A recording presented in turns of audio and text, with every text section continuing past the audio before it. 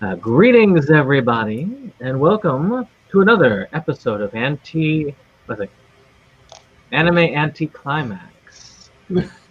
So I'm here with, of course, Kotobukijake. Hi. Of course, Embria Arts. Hi. Dave from Inside Movies Galore. And Hello. Roger. And of course, they're all going to have various things to tell you about themselves at the end of this. But I'm going to hand it over to Roger because he is the one who has our prerequisite anime that we watched for the month.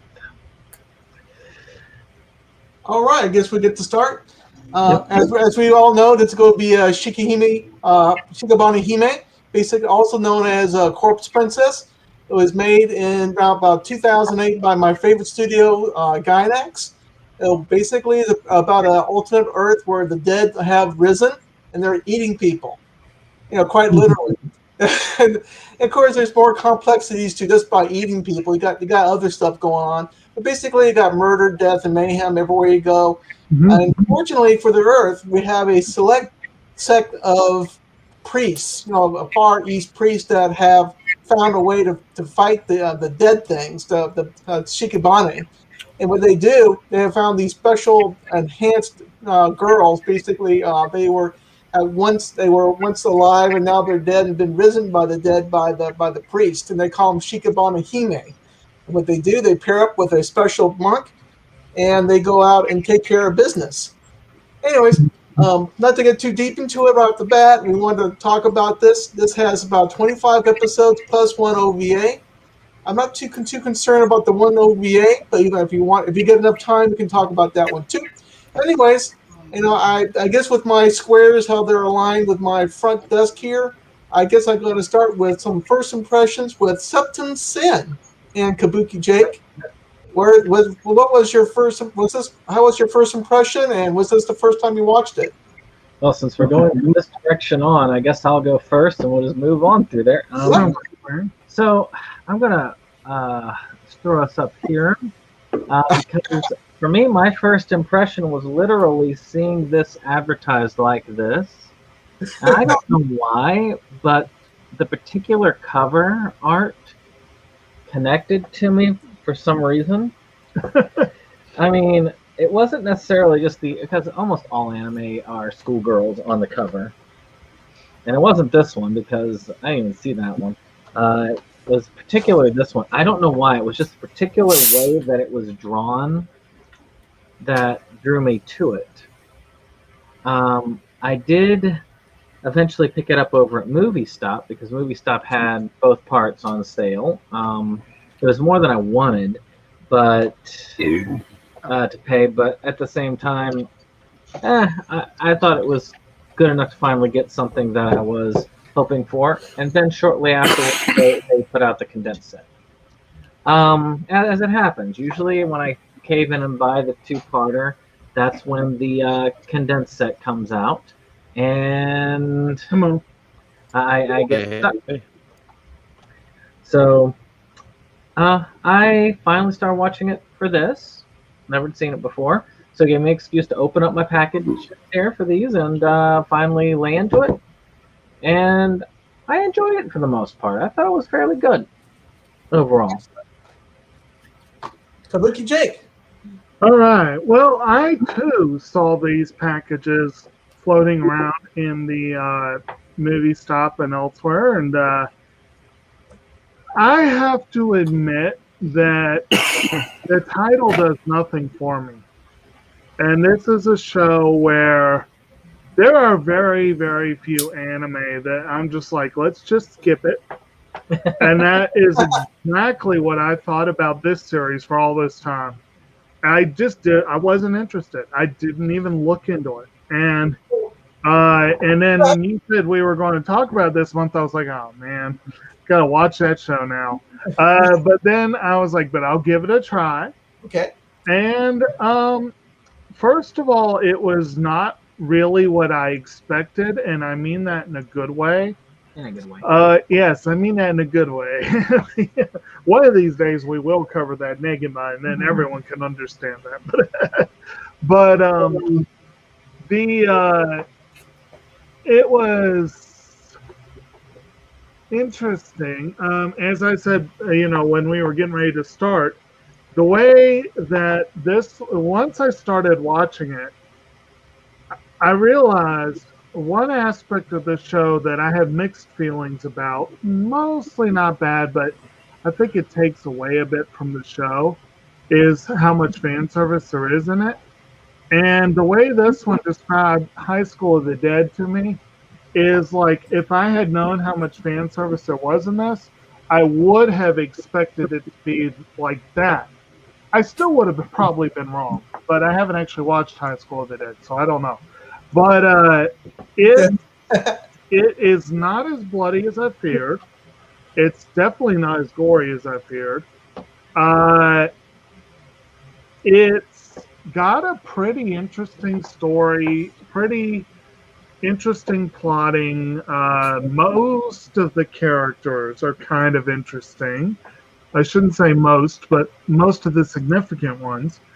But there are some glaring exceptions that we'll talk about. And overall, I feel like it's an uneven series that could have been better, but it was much better than I anticipated, and I'm kind of glad I had an excuse to finally watch it. All right, Kabuki, let's go on to Imbra Arts. So, was this your first time, and what'd you think about it? It's probably my first time viewing it. I might have watched one episode, and I don't even recall in streaming back in the day when you could get streaming through cable. But overall, I felt it was pretty generic, pretty predictable in a lot of the sense of the plot. I enjoyed it. It's not a bad anime. And there's some rough spots to point out. And I will as we go. So, it's an okay series. Okay. Dave, you're next. Was this the first time you've seen Shikabane Hime? And what do you think about it? This was my first time watching it. I watched it over a span of 2 days, which I binged at will while beating Dishonored 2. But the best parts. But I enjoyed it. I mean, it definitely had some sore spots as far as some of the monsters go. I mean, some of them were just like crazy, but I enjoyed the characters. I enjoyed the plot line, the themes. After hearing them over time, got a little, I don't know, repetitive. So I skipped most of that, even though I was forced to listen to it. It's just after hearing it over time, it just became repetitive in my mind. But other than that, it was enjoyable, and I thought this was a nice pick. Okay, and Mo is last. If you're online, I am, sir. All right, Mo. Is this the first time you've seen Corpse Princess? And what do you think about it? It was my first time watching this show. Even though, sort of opposite to Jake, this is the type of thing normally that would jump right out at me, and I'd probably watch it just based on the title. And I guess to that end, I was slightly let down on I thought it was going to be just a chunk blower. Like, I assumed this was going to be gory as hell, I did enjoy it. It's like the type of show that I probably would have been obsessed with if I'd found out about it in like high school.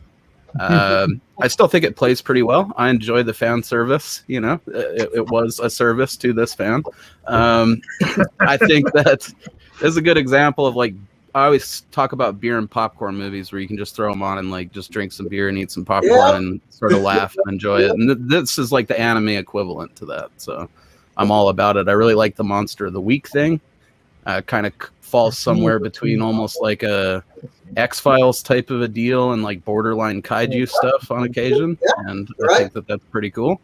And, I usually run a strict rule of I listen to the opener once and the closer once, like each session, whether I'm binging or not. So the theme didn't really get too repetitive for me.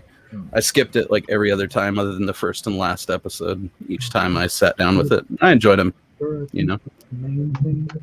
I wouldn't call it like amazing plot-wise, but the plot is fine, I appreciate the whole just babe in the woods approach to throwing you into the story and not telling you shit, and then they wait until like the last episode of the first season to just, kind of needlessly by that point, to explain the whole show again. But I imagine if you were watching it on a weekly basis, that might have been kind of necessary. So it's a classic way of taking care of it. Yeah. It's much better than the traditional clip show episode. I thought that was a creative way to do that. Yeah, it's I like that it doesn't waste a lot of time getting you into it. This is that type of show, again, like high school would have been perfect for me because I could have tuned in on probably any episode, and you're kind of up to speed of the basics pretty quick, and then you can just get around to finding out more as they decide to tell you, Well, since, generally with a lot of shows, you're going to have an abundance of characters to talk about. But I found out that, unfortunately for everybody involved, there's really only two main characters to worry about. Everybody else is pretty much just a side character. So let's go ahead, and I know that this particular anime is also made by the same art studio as Evangelion, which is going to, and of course Gunbuster and some of the other ones. It's Gainax. So there's going to be some repetitive themes. You'll see, the mentor, the death, the move on with the plot motivators and all that will kind of be similar. But the good news with Gainax, you're always going to have a very entertaining show. Of course, I enjoyed it. Anything from Gainax, I'm a big fan of, no matter what. I've never seen a bad Gainax show. I found, of course, that this is a shonen title, so there's going to be repetitiveness, like everybody pointed out. I had a blast with it. I liked it a lot when I first picked up the box. I thought, hey, this thing looks cool. I love it. I put it on there and had a lot of fun with the with the gore and the guts and the funny and the weird magic and all that kind of stuff. But moving on from here, everybody had their chance to talk a little bit about it. The show is divided in two halves, right? So let's talk about the first half first. And of course, we're introduced to the main characters. The main one being Makina, right? And the other one is Ori. Makina is the girl that's basically dead. And then you have Ori that he kind of figures into the character a bit. And then you have a third. Well, actually, do you have a third main character, which is Casey? I'm going to butcher these names. I can't pronounce these things right. And you have Casey. Casey Tagami. Yep. So you have two kind of like two basic kind of pairings. So moving on, I guess we'll start with does anybody have any kind of thought about Makina, which is the main Shikabane Hime? I didn't like her that much, to tell you the truth. She was very off-putting, though she makes for a good cover for a DVD release. It's just, I felt like she was, I understand why she was as she was, but there's a lot of times where you feel like she was supposed to have made some connection, and it felt like she made none at all. Whereas other times it felt like she was very close, and it kind of had like a whiplash effect for me as far as is she feeling close to the person, or is she wanting to remain standoffish? And that made me feel like, she felt uneven. I may be wrong. Keep in mind, this is just my impression, but she felt uneven to me as a character. So, like one of those Yankee characters, like kind of harsh on the outside, they want to push people away, kind of thing. A little bit Yankee, but a little bit tsundere. She's definitely, especially toward the end, where it's clear that she has developed affection for Ori, she still is off-putting. She still holds him back. And, they're definitely, though I was thinking the last couple episodes, wow, she has become full tsundere at this point.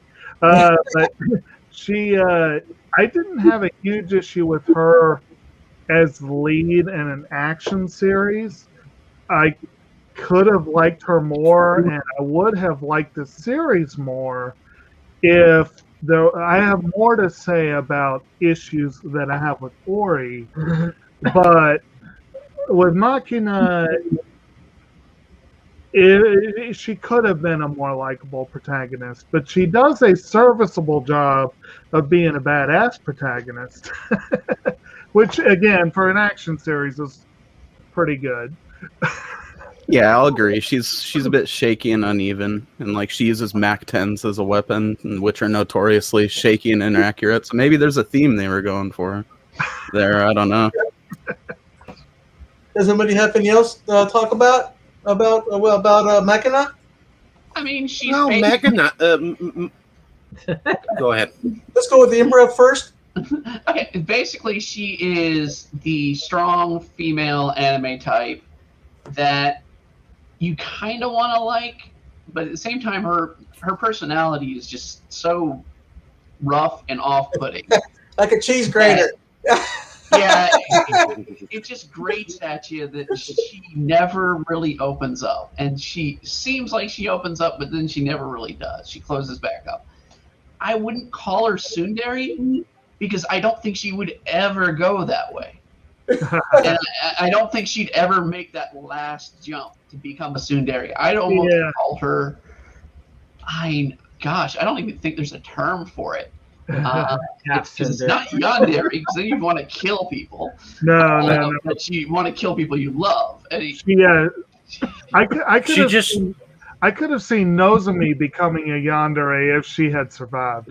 Yeah. Well, survived, quote unquote. Dave? Machina was she was a prickly cactus, like for most of the series. And though it's nice to see a badass female kicking some ass, you really want to see her soften enough for you to like her character, at least way before the underworld awakened her. Like a third of the way into the series, because they got her hanging for like she's waiting for sunlight, So, but she was a hard cookie to enjoy. Now, if you looked at it through Ori's viewpoint of things, I can see how he liked her so much. But other than that, and I will say, in her defense, she did have a pretty nasty backstory, and most of that rage she does come by honestly. Yeah, and I thought that element of her was like really well done as far as the first half, with her backstory with Keisei Double, the MVP of the show. Love that dude. We love a good pervy priest around here, though. I think that's a thing at this point. I feel like for her, the first part of it didn't bother me as much as it was later on, because at first she was pushing him away as a protectant, but then she was pushing him away just to push him away, even though he was clearly involved, and keeping him near was actually a good thing. And it just, it felt, like I said, it felt like she didn't have as much character development as she should have. Right. Agreed. All right. Moving right along, we have our other male protagonist, the main character. In the first half, Ori, to me, because I'll just start with mine, it was pretty much a generic, he's a guy there. He's stuck there, and he kind of sees the world through his eyes. He kind of hangs out like a caboose. He's an orphan, basically. Ori. He's a guy who gets to be picked on by I call the other main character. But we're going to focus on Ori. He kind of comes across as a guy that he has accepted, dead things. I don't mean he likes killing things, but he doesn't mind being around, taking care of dead things. He's not so squeamish. Like he found the dead cat, and he was able to take the cat, bury it properly. He's not too shocked about too many different things. And of course, with his wanky story like this one, crazy story, he was kind of like the most stable character of them all, if it comes down to it. In a lot of ways. Yeah. I would like to point out that he didn't bury the cat properly. He took it to the river to cry over it, and then Keisei came in there and just throws the fucking shovel full of dirt on the cat right in front of him. That was one of my favorite moments of the whole show. Now, I will say with Ori, this was one of my biggest issues with the series. I don't know if it's better in the Japanese dub, but the English dub, definitely the way the voice actor played this. But I'm reading part of the description on the ANN review is that he possesses, quote, about as much personality as a slab of wet cardboard. Well, And I think that is a very accurate description. yeah. He is one of the blandest, least interesting protagonists I think I've ever seen. And the way the voice actor plays him, it was like he was sleepwalking through the role. And that was one of my biggest issues with watching it, was that it was, yeah. He is the audience substitute character. Yeah, and, but they can still be interesting. yeah, they can be, but there's only so much you can really do with it to make it an audience. Now, this is the thing with Ori that interested me, not the character himself, but the story they wrote for him was very interesting. Well, the story was interesting. I loved how they did that, especially towards the last episodes when they actually revealed his past, what had happened, what the cat was about that he was seeing. These things, I mean, yeah, him himself, no, but these things are about what's going on around the character, not really about the character. And yeah, he was a bit of a wet paper bag, but he was. But the groceries that were inside the bag were pretty good. Remember, it looked like you're just wanting to say something real bad. I can see it. It's your time. Yeah, I mean, basically, Ori is the grounder of the series. He's the point where you brought, like Brandon brought in, it's the point for the audience view. But the thing is as the series develops, they take him and just warp that grounder around you. And that's sort of, I mean, I know people are giving him a hard time.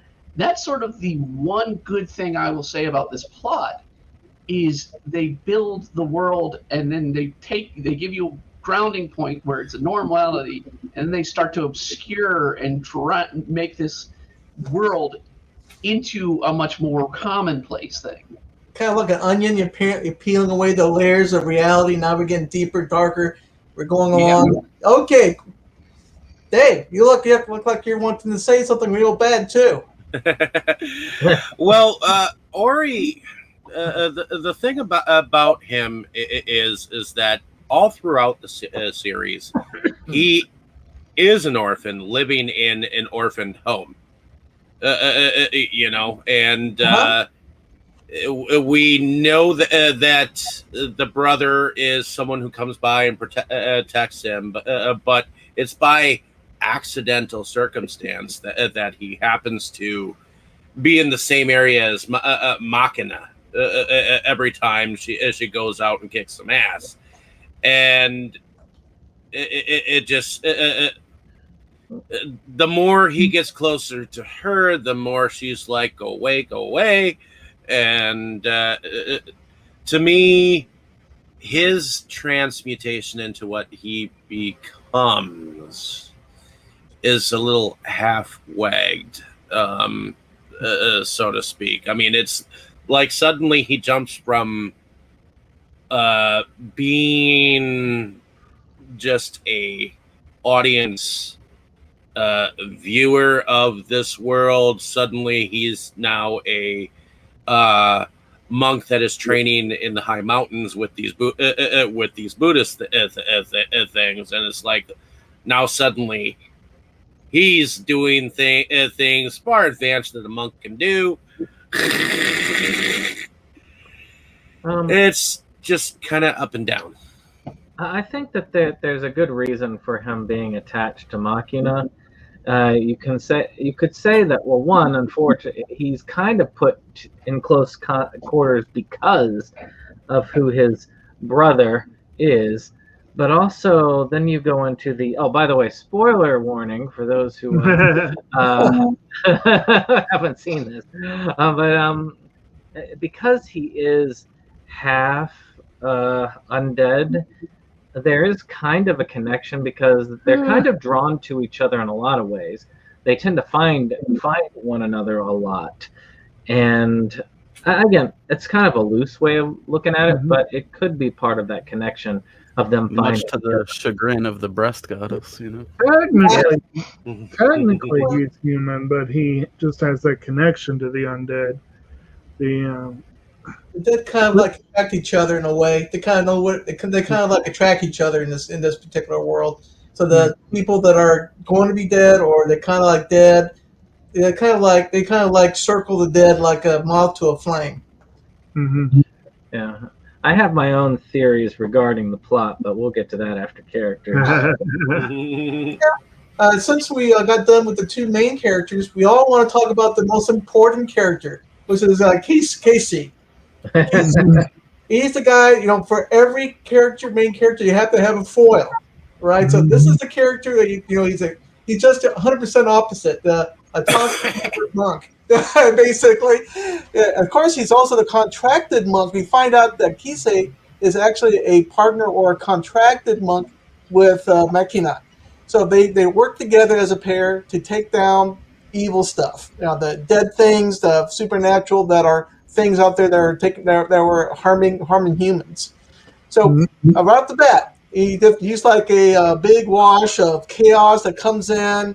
He likes to shake Ori's world quite a bit. So moving on with everybody's opinion, what does everybody think about Casey, and what does he bring to the story?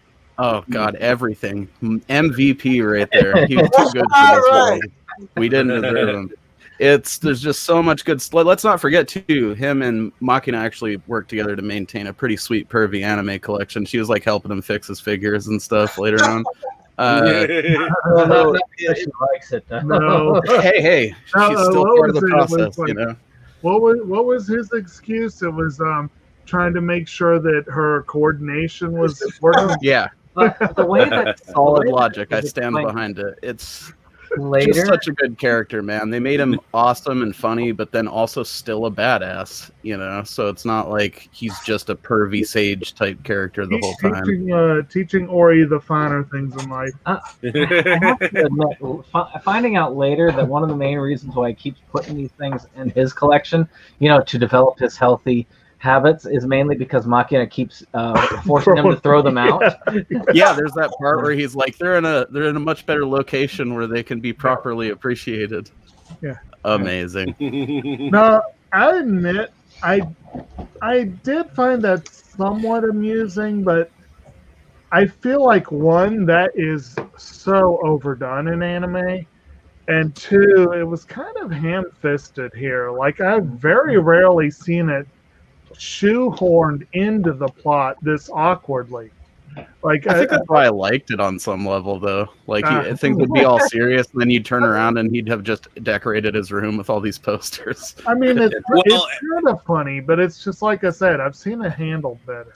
And plus, when he's flashed back into to his brother, when his brother dies, it's like he got the porno mag stuck in with his stuff when he was subbed out the door, and he's literally at least telling him, "Hey, I didn't even sign this shit. This is in your handwriting." That's well, and he obviously appreciated it on some level because he still had him under his bed later when they had that talk. So he kept him. He's a teenager after all, right? Yeah, some good material. You're not going to just bin that.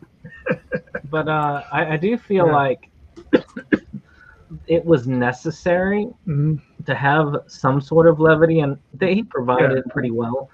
the material is dark enough that levity is definitely needed, and he was a fun character. He did a much better job of that than the high school classmate. That one. Oh was, God, dude, that was Uishi ruled too. I loved the whole thing where he was like all pale because he's just losing his mind that Ori keeps getting all these chicks and he just can't even get them to talk to him. Again, yeah, it's super pretty cliche, and I agree with you. A lot of it was shoehorned in like crazy. As much of a kick as I got out of it, it did feel out of place sometimes, at least where they chose to do it. I feel like as a side character, we got to talk about Flesh eventually. Okay, she was another one that was kind of iffy, but some of it was, yeah. As far as the side characters go, there are some really interesting side characters, but, and I do think some of them were pretty interesting to the plot, like important to the plot. But yeah, Casey's definitely the big one for the first season. Of course, but his shadow extends long into the second season. So there's also his what was it? The evil monk? What was it? The traitor monk. The traitor monk. I could not for the life of me ever remember that dude's name. No, it's saying just traitor monk. Yeah, traitor monk, coffin dude, whatever. I think you want to go next. Yeah, I mean with Takagi, because I'm going to use his last name because that's the way they kind of do. No problem. He is the life of the anime. I mean, basically, if he wasn't in here, I don't think this anime would be nearly anywhere where it is in quality. Because you need to have that life in the character and the enjoyment before you get into these dark elements. And Keisei brings it. And that's, if there's a character pulling this series to the finish line, it's Keisei. Even though he dies in the middle of it, he's still pulling that. Actually, he's a little bit overboard, and the things animating him are a little bit different. But you could say he has a similar role in this one in some ways. Not 100%, but like what you were just describing, at least, there's a little bit of a vibe of like what you get with Mace Hughes in Full Metal. You know, like the really lively character early on. That so the villain, by the way, is Akasha Shishido, who's the main guy. Oh, okay. You know what? I just figured it out. Our favorite monk is actually the grown-up version of the main character in On My Buddha. Yeah, he probably is. I could see that. Oh man! Did we get everybody? Actually, no. Probably the lead monk, the one that had two Shikabane Hime. He could also be a contender for that one. That brings flashback into the story. All right. Of course, for every story, you got to have somebody that pushes the story along because they're the evil people. Of course, we can't have we have dead, rambling things. They eat people. Yeah, they run people over. They shish kebab families and all that kind of stuff. But you got to have some brain somewhere, and that brain is going to be the Asaka. Akasha. Just go with Shishido. Let's say Shishido. Yes. Hey, let's go Shishido. Death. Death, though. So this monk, he just comes bursting on the scene. He holds eyeballs and blood in the cube. He lets you know that, yes, he is evil. And, of course, to me, my impression of him was this guy was the most interesting of them all. You know, as time goes on, he has more and more layers that say, yeah, he has a really harsh past. He has a reason to hate the world. And he does take care of business. He's not scared to take on what he perceives as being bad. Of course, everybody thinks he's evil, you know, but he's there to take care of what he thinks the people that made him feel like he had to have revenge. I don't want to give too much away because I want everybody to have the opportunity to talk about the Shishido. Okay, he's also known as the Traitor Monk. So let's go with Dave first this time. What do you think about this dude? I think he has an interesting backstory. Once they finally get to his backstory, which was so like out of the blue. To me, it kind of like they decided to like have him lay down on some psychologist's bed and decided to relay his lost love, you know, because you don't entirely expect him to like lay out his reasons why, like so wholeheartedly, you know. You almost feel sorry for the guy in the end, and to me, he has an interesting layers because on one hand he was puppet master, on the other hand he was Hellraiser, and you know, it was an interesting conundrum because at first he was like pure evil. And he was just another guy to take down, you know. And then suddenly he brings out his lotus flower, and we see exactly what sides of the flower is really his, you know. On like the first date too, right? So, Imbra, what do you think? Gosh, I mean, honestly, I don't feel a lot for him. I don't really feel he's that great of a villain because I've seen so many better villains, and I almost feel, honestly, the Centipede guy had more of a villain role, and then Hakuto, who's the villain, is that is the big bad and the ultimate part of the series. She had far more darker villainous roles that was kind of interesting to me. Shishio kind of just, he's the basic villain that has a reason. He does have a good reason. I mean, honestly, he got screwed. Yeah. He wants justice for being screwed. He wants everybody else to suffer the same way he has. But I mean, at the same time, he is on that fence, and you see it throughout the whole series where he saves Ori at one point. So I mean, he stays on that fence at all times. Well, he doesn't. Let's see. I think SeptumSin wants to say something. I can see it. So, what's your next? That's the thing is, I don't consider him the main villain necessarily. I actually consider the main villain kind of a component piece. I mean, he's part of it. The stars, what do they call them? 7 stars? Seven stars. The Big Dipper. I think it's a combined effort, really. Mm-hmm. And of course, the what was it? Shikabane, and of course the main villains. But I do like how he is part of that orchestration. He doesn't necessarily want to kill everybody, but I think he doesn't want the Shikabane, the Hime, to meet the same fate as his. And I don't think that they came out of the blue, Dave. Like you had said, I feel like they did hint at it slowly, but they weren't going to reveal the full of it until you got to the point where he really could, which was at the end when they did let you know what happens. Because you couldn't reveal his story until you revealed what happens when they kill the 100 and some Shikabane. Because if you revealed it too soon, well, that would have sucked for the story. That would have been a little bit too soon. They'd been kind of sitting around for that. So, what I will say is, I was getting some Pennywise vibes from the balloon character. A little bit. She was the most evil-looking character of the bunch. But don't forget that Shishido is indeed evil. Yeah, I remember they had that cat, the taxi ride kind of car that he had conveniently taken over with his demon spirit. They would lure young people. Oh, in. You mean when they monster trucked that dude? Yeah, it was awesome. I said, this is the first. This guy was truly evil. He drained their blood. He took their eyes and their blood and their organs. It was in truth flubber. I felt like that was like hardcore, a sort of small nod to like Christine. There's also that repeated scene with Machina of the hands bursting out of the wall, and then you find out it was the 7 later, but that reminded me a lot of that scene at the beginning of Day of the Dead.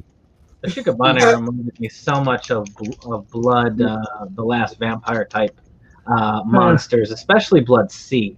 I mean, a lot of blood sea monsters that Well, I came haven't out. seen that one yet. Yeah. I know. I told Brandon and referring. I felt more Blade, Marvel's Blade with it. I mean, the whole vampire killing the undead kind of scenario. Well, it started out vampire killing, but then they went straight zombie with it because to me it had a brain that they had to kill, and that's normally like straight zombie. Really? Right.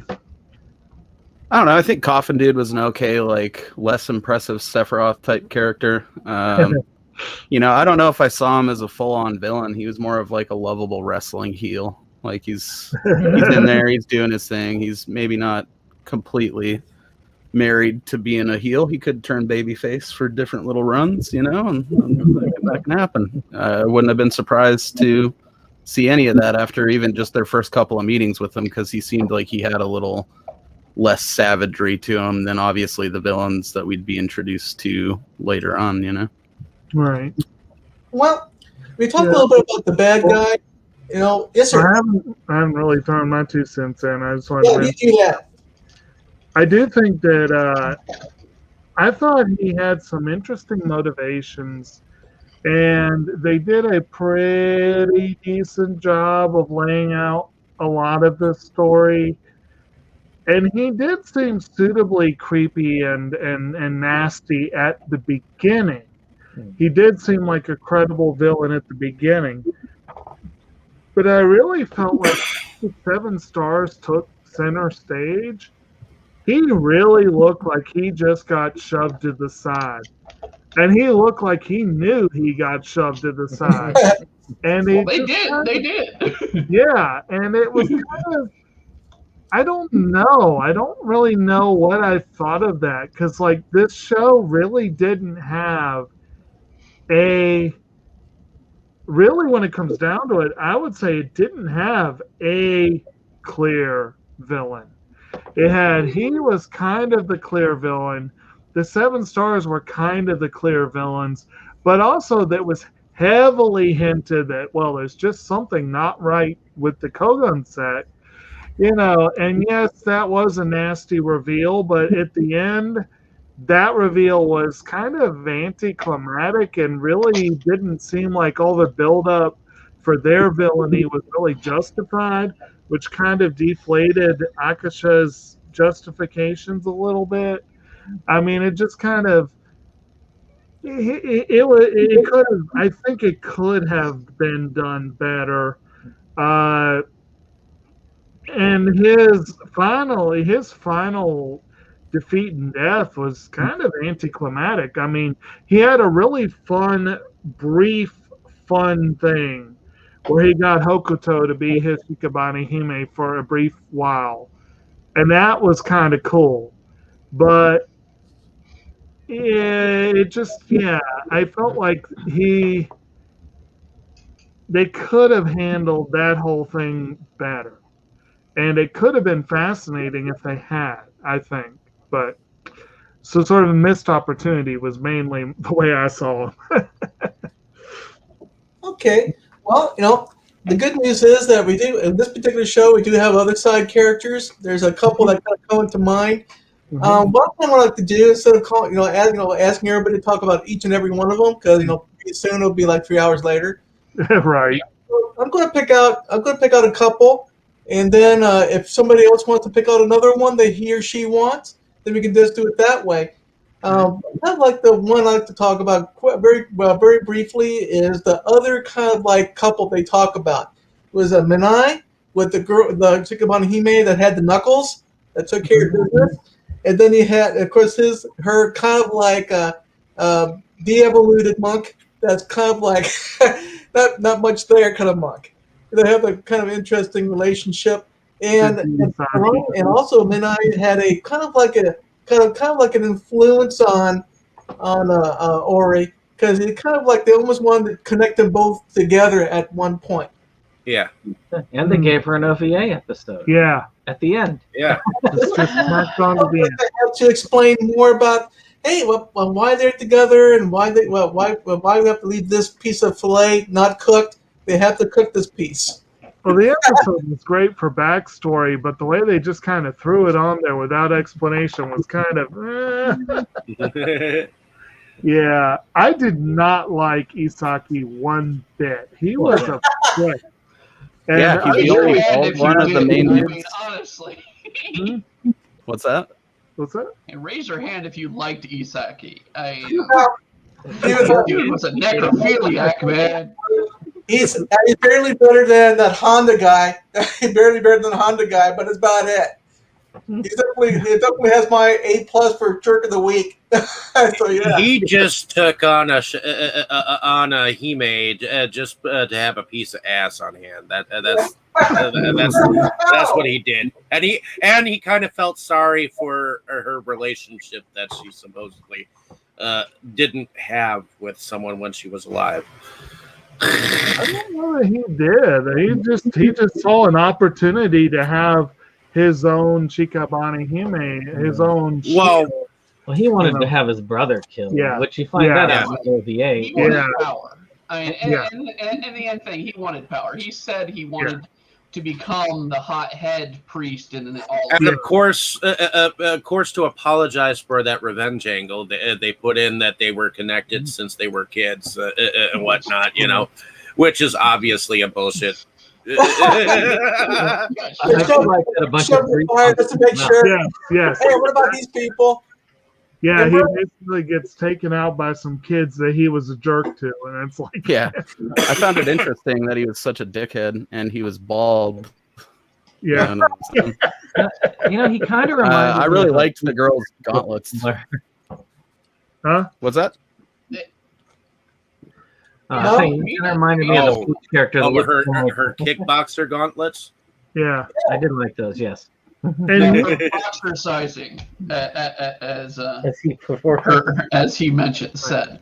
No, even though she's saying boxing, it's like no, I know boxing. Yeah, you're boxercising. Yeah, that's because he's sexist as well. Yes, yeah. That's one of the recurring themes in here is the way that most of the monks look at these girls as just a weapon / shield, not at all human or anything. And actually, I know you had, I think, been the one that mentioned that you thought the series had a strong gunslinger girl vibe. Yes. And I think it kind of does. But Mina did not get enough screen time to get much development, but she definitely had enough screen time to earn sympathy points. And she definitely did get my sympathy points. I liked her as a character. We didn't get much time with her. Well, she was there basically to show the plot point of what happens when they lose their priest. Right. That really was what she was created for, to that end. It is kind of a shame, though, because I thought it would have been really cool if she had managed to get bonded to him over that and have a little bit more of an arc with that. I keep Kese alive and have him have to train his brother because he has no choice. Yeah. I honestly thought at first that Mina was going to get bonded to Ori. It wasn't. I didn't realize immediately where they were going with this, and I was like. Then I think I kind of fell asleep during the episode where Kese met his doom. And then when it happened, I was like, holy crap, what did I miss? That's the thing when you're trying to cram a 26-episode series in about a week and a half. It gets tough. Imagine trying to do it in 2 days. I just did it. Well, I did watch the entire second season in about 3 days. But yeah, it was The other couple that I really think is worth noting is Takamasa Sogi and Itsuki Yamagami. And they were an interesting pairing because they were sniper chick and t-shirt monk. No. The glasses guy and the young girl with the ribbon. Right. Okay. And they were basically kind of to show more explicitly the relationship that was hinted at with Ori and Machina, but these two full on wanted to be a couple, and it showed the issues they were facing doing that. And I did like how they intentionally did have pairings who had different angles. Like, they were not all the same. And I think they covered more ground than Gunslinger Girl did in terms of the types of pairings they had. But yeah, they were kind of a fun group that they were there for most of the show. They were just in the background for much of it. But and you're forgetting the most amazing and tragic character of all, Boob Goddess. Yes. You mean Yeah. Yes. What was it? Or Flesh, or do you mean Nozumi? There are two of them. Yeah.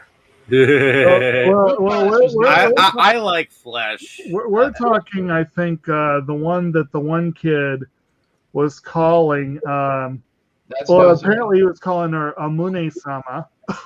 Or breast goddess. Breast goddess. There we go. Yeah. And she was one. She was one that kind of. I had mixed feelings about that whole storyline. It had a very bittersweet ending, but it was also kind of I wish she would, almost an anticlimactic ending. I kind of wish she had gotten her wish. I wish she had been there from the beginning. I actually think that it ended okay, but I wish that she had been there longer to develop her a little bit more, so that she could develop more of the obsession that she later got with Ori, which seemed unexplained and out of nowhere. Yeah, it seemed like it fully explained her obsession with Machina, but it does not explain her obsession with Ori. And no, that came around kind of a sudden thing. The obsession with Ori. Yeah, it seemed more of an obsession with. Like they were almost like kind of going a lesbian angle at first, but then they were an Ori angle at first. So I think they were undecided about that. Yeah, I think she was just more so obsessed with the death thing, so that's why she was attracted to the girl. She wanted the eternal youth, the beauty. And then, like, go ahead. Go ahead. I was just going to say, there's like that part where he tells her, like, oh, you're too beautiful to die, and he's being all nice to her, even though she's kind of a freak. So maybe that's, it boils down to being as simple as that, you know? Yep. I mean, one of the issues I mainly had with her story, and I have to go with her story and not her character, because I actually kind of liked Nozumi as a character. The problem I had with her story is it's one of the biggest plot holes of the series. Sort of, like Brandon pointed out, it just sort of jumps at a certain point with Ori training, and then she reappears, and then she dies, supposedly, but she's not dead, and then she dies again. And it just sort of the story just kind of jumps about with her plot line, and you kind of want more, but they don't give it to you. Yeah. I wonder if the anime cut out scenes that were her story. Oh, that's a good point. Maybe. Yeah. Yeah, I felt like such a missed opportunity because there were actually, that wasn't the only character like that there. There were a couple of characters that I kind of felt like if they were fleshed out a little bit more, they would have had more impact with their stories. Yeah, like the sniper girl and the guy and basically those outside investigators. Right. They were really cool, but you didn't get to see a lot of them. They just kind of showed up as needed, and then at the end, kind of just like, yeah, we know you, but we're going to keep you out, even though we know you're kind of the only ones that can deal with this. It's just kind of, I don't know. Like I said, I feel like that's one of the things about the series that is my biggest dislike of the series as a whole, is there's a lot of missed opportunity for something that could have been greater than the parts that were shown. Yeah, I mean, I feel like it could benefit greatly from being balanced out a bit differently and then having like a solid 13 more episodes. I might be the odd man out here too, but I think the high school life end of it lacked a little bit, you know? I'm a big fan of the juggling your crazy ass anime life with like going to school and being a regular kid as often as possible too. Sure, it's overused, but I dig it, and I feel like he was just always kind of riding around on his bicycle, being a creep, hanging out with like this cat that's a jerk, and getting involved in shit he had no business in. Like the high school end of it could have been done a little bit harder, but I'm also a fan of like generic high school anime unapologetically. So, well, and also again, there you had some plot holes or missed opportunities. Like I can't remember. Well, I'm kind of probably could find them if I really felt like it, but like the two kids that were like his. Well, there were like 3 kids. There was a girl and 2 guys that he. Uishi is the one that's like all pervy and girl obsessed or whatever. And then I forget the other kid's name and the girl with the fake cigarette. Yeah, that's what I'm trying to remember. But like the girl with the fake cigarette is Mizuki. Okay, Hiroshige, Rika. No, that's not it. No, Sumitori. There we are. And there you go. And Mizuki. Those are Mizuki, Sumitori. So Sumitori, I think, is the one I'm trying to think of, who had that friend who ended up being a Shikabane, and they, there is the whole thing of, Ori calls him so he can talk to this guy he knows is dead, and the guy disappears after talking to his friend. And it was an inspired moment on Ori's part, but it was also kind of a dickish move. Yes. Especially because he never explained it. Yeah, he's just like, sorry, dude, long story. Yes. And they never really came back to it. And it was kind of like, I don't know how I feel about that. They were a fun posse of pals all around. They should have. That's what I'm getting at. Like, I would have liked some more of them just overall. Then the class rep, which was the female friend, her having feelings for him, but they didn't have time to develop it. Right. It's just like a little word that they said later on. Like I said, there's more to this story. It sounds like basically they took the manga and they abridged it heavily and made it into the anime. So, and then there were a lot of characters they didn't even get to in the anime that I'm seeing on this character list. But and then of course we do have to talk about like the 7 stars. You got Toya, Hizuchi, Anna, Koaku, Izuwa, Hazama, Isaka, and Hokuto. Toya's your balloon one. Toya's the balloon one, yes, and that was an interesting one. Hizuchi was the one that who looks like a youngish dude, who you come to find out his death was directly tied to Ori's backstory. Anna's the weird shape-shifting one. Well, not shape-shifting so much as puppet master who's obsessed with beauty. You got Kawaku, who apparently replaced a character. Well, what was that? The change the makeup of his body. Well, he's like a cloud. He doesn't have a physical body. Fart dude. Chemicals. The first one to die. Izuwa again. Izuwa was the I guess was a manga only. I guess. I don't know. Isaka is the old dude. The barrier guy. The barrier guy. And then Hazama and Hokuto are really the main ones. Hazama's the centipede dude. Yeah. And then Hokuto, I will admit, most of Hazama, I will agree, was kind of fun. He was kind of a fun character. I thought Hokuto was fun. Hokuto, to me, was probably the most interesting character in the show. Yeah, because there's one scene in the anime where Hazama and Hakuto are walking on this path. And see two schoolgirls. So, they're going to get eaten up, and nothing really happens. They kept on going, and suddenly they turn around, and they got eaten by a bunch of centipedes. Wasted. I love that part. I mean, that's honestly how they're introduced. It's like, what the fuck just happened? Let us not overlook his sweet squiggly mustache or goatee that went down into a little Big Dipper thing on his neck. I think it was. They each had that mark somewhere. Somewhere on the chest or somewhere. I'm always a fan of ridiculous facial hair, so that gets him an extra point from me. Right. Well, and she had kind of she had a cool thing where her braid was a noose, and that was kind of a weird little thing. Yeah. Well, when you find out her backstory, I mean, Yeah. it makes sense, though. Right. I mean, this is a huge spoiler for people. She is a very old Shikabane. She was killed as a sacrifice Hmm. by the ancestors of Mika, or Akana. Machina.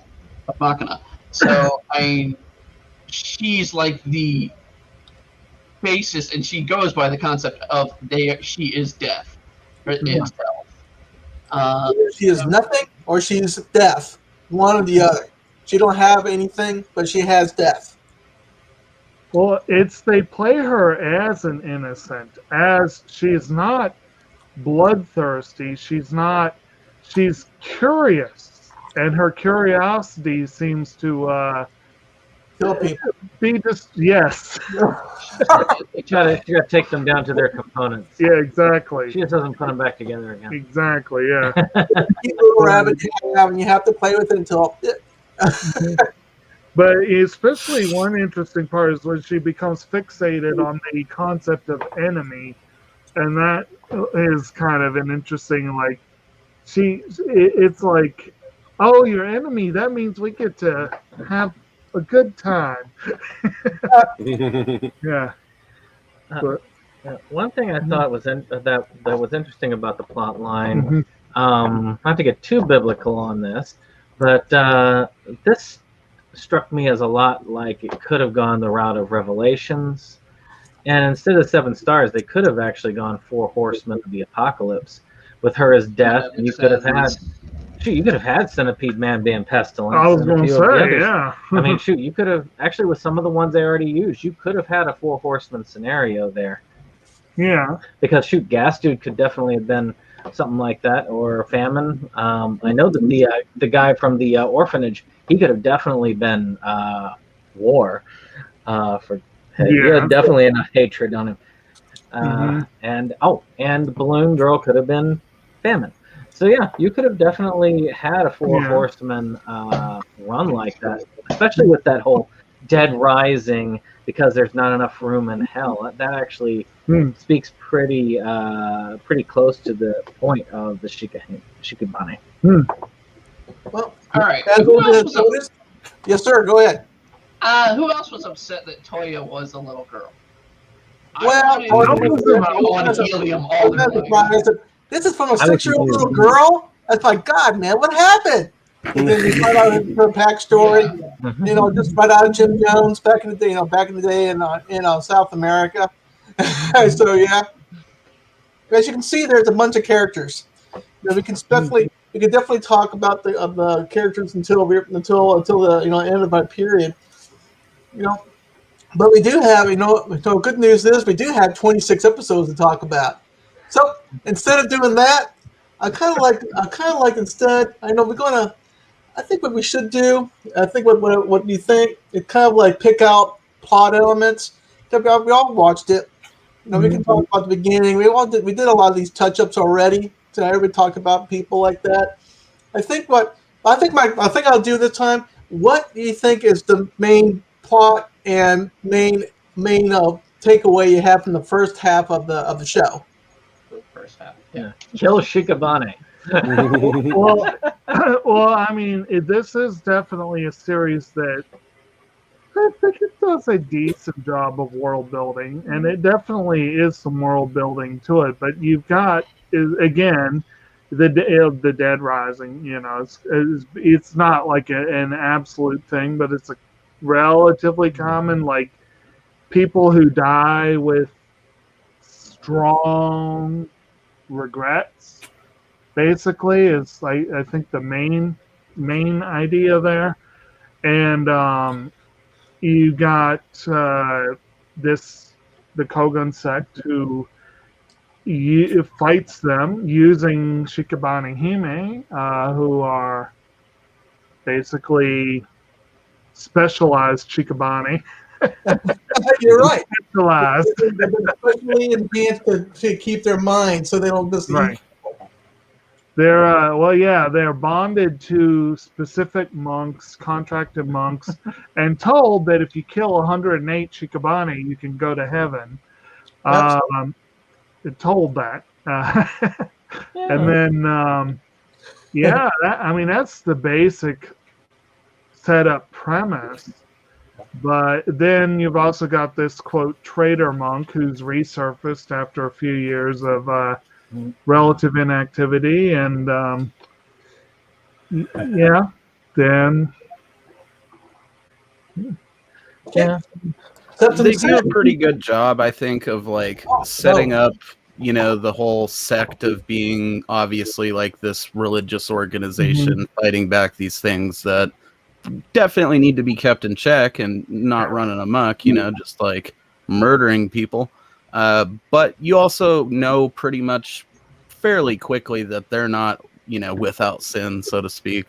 They're definitely not, good guys in the pure sense. They're definitely using these girls, and they do a good job of like planting the seed that maybe it's not all it seems to be type thing. Although, even without telling you too much. I almost feel like again they kind of raise too many expectations on that score. I mean, I almost make it look like there's going to be this big reveal that this is really this horrible, evil organization. And really, it's more like any organization. There are sects within the organization. There are factions that are operating independently of the others. Right. You've got people who... Again, the Akira is the sniper, and then I've already forgotten the dude's name. They are sort of cigarette guy. Cigarette guy. We'll call him that. Here. Shishido. No, not Shishido. No. Yeah. Anyway, Sadahiro. There we go. Sadahiro. Yeah. They are sort of like what do I want to say? Almost like Black Ops. they're like I would call them street monks. The what? Street monks. Street monks? Yeah, I would call them guerrilla monks, so to speak. Well, what because they're monks, not necessarily with the secret organization that we know of, but they affiliate with them. Well, that's what I'm saying. They're like the secret organization's secret organization, like the sect that even the guy who runs the thing doesn't really know what they're up to. They're like affiliated with that group. So you have this group where not everyone knows what they don't all know the full picture, and again, even the main guy doesn't know the full picture. And even though supposedly everything he says is edict, it's law, there's people operating under him that he doesn't know what's going on. And so that's, in the end, it's like, it's a flawed organization, and the way they treat the girls, they do look at them as they are corpses. They are dead. There is no defiled. They're defiled. Yes. It does help that they do have some sexual appeal. Well, it doesn't help everyone. It certainly doesn't hurt. Let's put it that way. Well, I mean, some people have trouble with that. And that's, again, we have that one couple or would-be couple that is having to deal with those issues. Ori has to deal a little bit with these issues. Well, he has several women that seem to just be flinging themselves at him. So he's like he's attracted to harem concepts. They're trying to stop the harem route, but it kind of like pulls apart a little bit. But not a complete harem guy, but they tried gamefully to do it. They're like, there's somebody with no personality. Onto that. Yes, exactly. But his scrawny little body and his Final Fantasy hair must be really appealing, I guess. And if I remember correctly, I feel like there was another character who showed up at one point who had the exact same hair. So, like, he was that generic that there was another character in the show that had the same. We can copy and paste that. They won't notice. Yeah, exactly.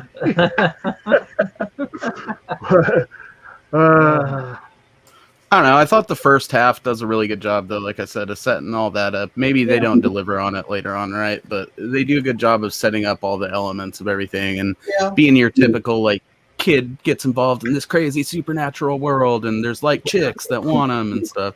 And by the end, they've set it up for something pretty goddamn cool. So you're like hyped as hell for that second half of it because they did a good job, at least at the end, of really pulling it all together, I think, and making you like, okay, there's a little more to this than Monsters of the Week and like this kid being a bitch. Yeah, I think that was when they introduced the Trader Monk. Was the end of the first half, wasn't it?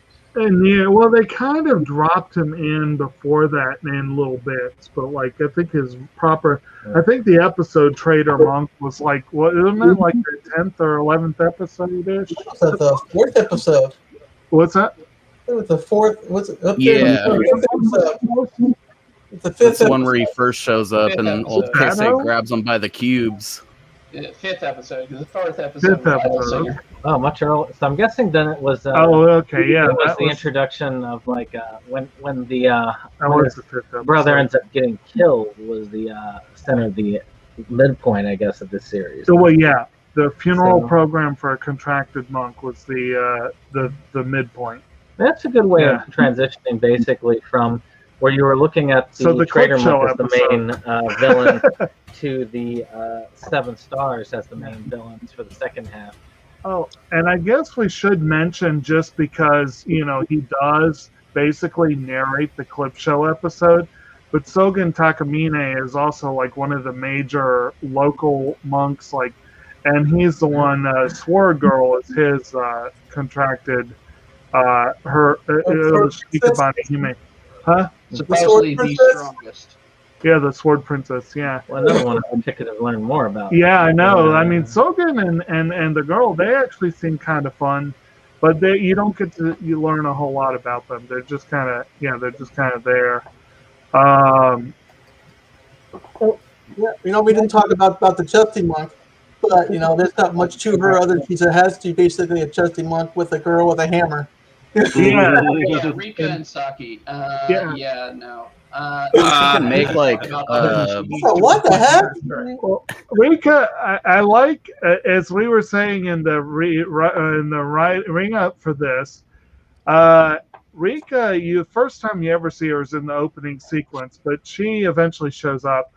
I like the description on Wikipedia.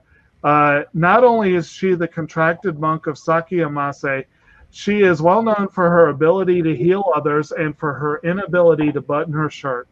And it's not an inappropriate description, I think. But honestly, she's a likable character, and that was a bit of fan service I'm not going to complain about. not But at all. I don't think she was not well developed in the show. She was well developed, just Well, not character wise. Yeah. She was a pair of tits with powers.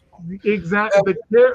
And I liked whatever that setup she had with the That claw. claw, That looked like a pretty cool. Yeah, that looked like a pretty cool weapon system that she had going on there.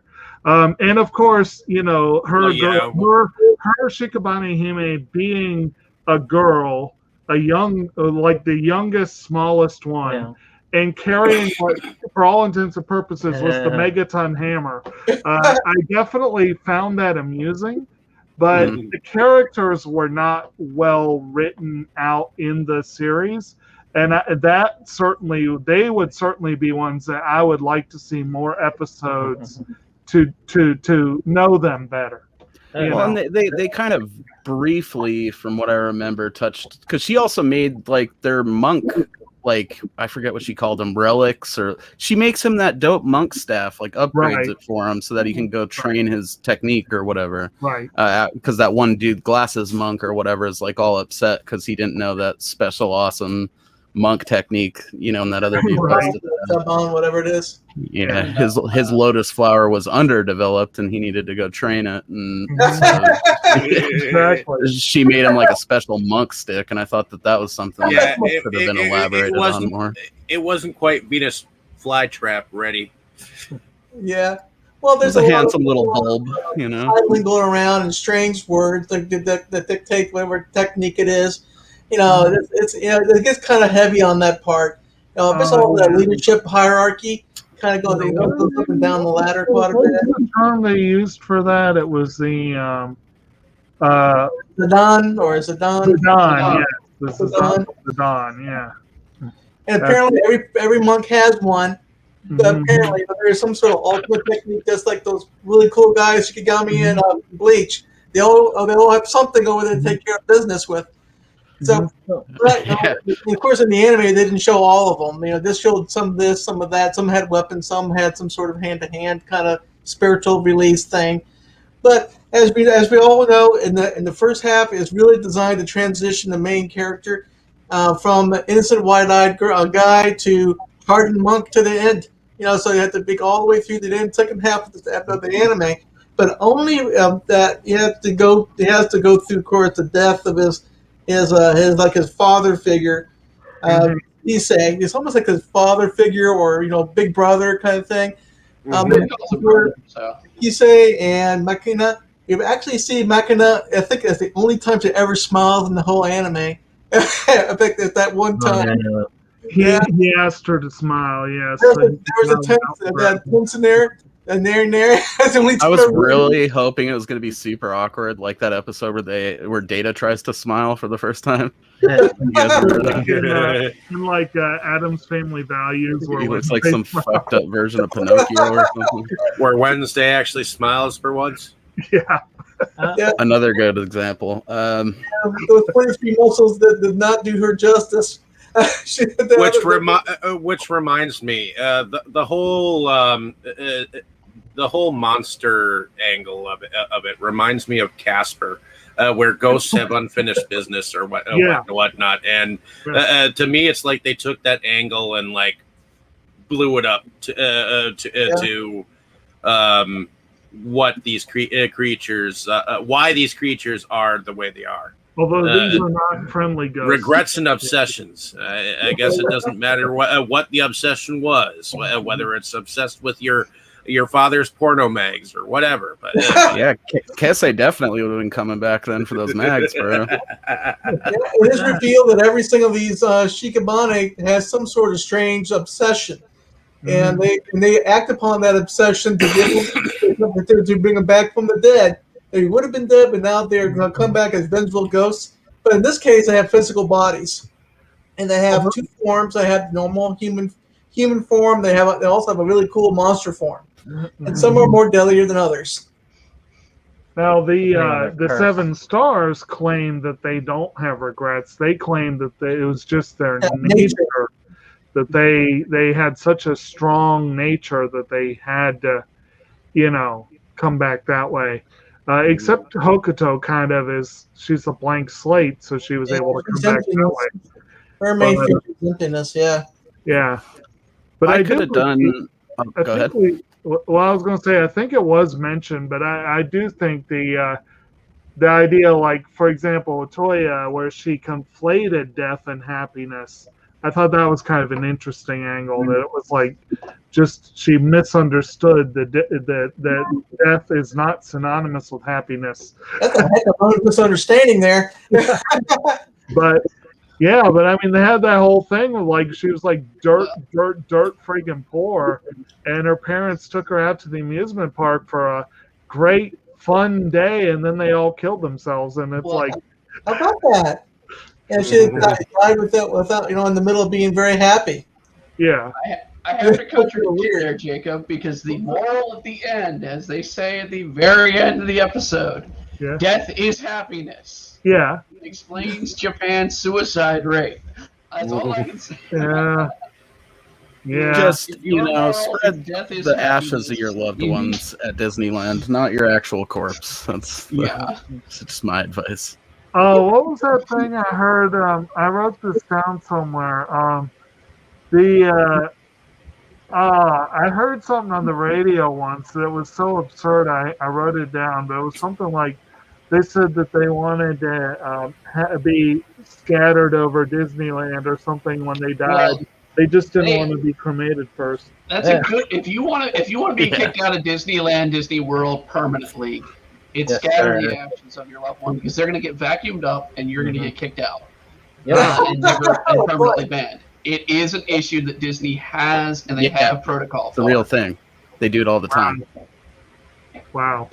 Well, so, dude, chances are, you could have breathed in corpse at Disneyland before. A lot of parents do it, especially for a dead child. Honestly. Now, I will say, I think the best way to wrap up the first half of it is, first half is the world building. It gives you all the basics that you need to know, so that in the second half they can move on with the rest of the story, type loose ends, without having to walk you through the rest of it. You already know all the basics. You know what happens when the priests die. You know what the Shikabane are about. You know what their goals are. You know what you think of them. Well, you know what you think they are anyway, but you get the basic rules so you can live in the world. You know how to play the game. Now you're rolling with it. It also serves as like the pure monster of the week portion of the stuff. Although, they never really do a pure monster of the week. Right.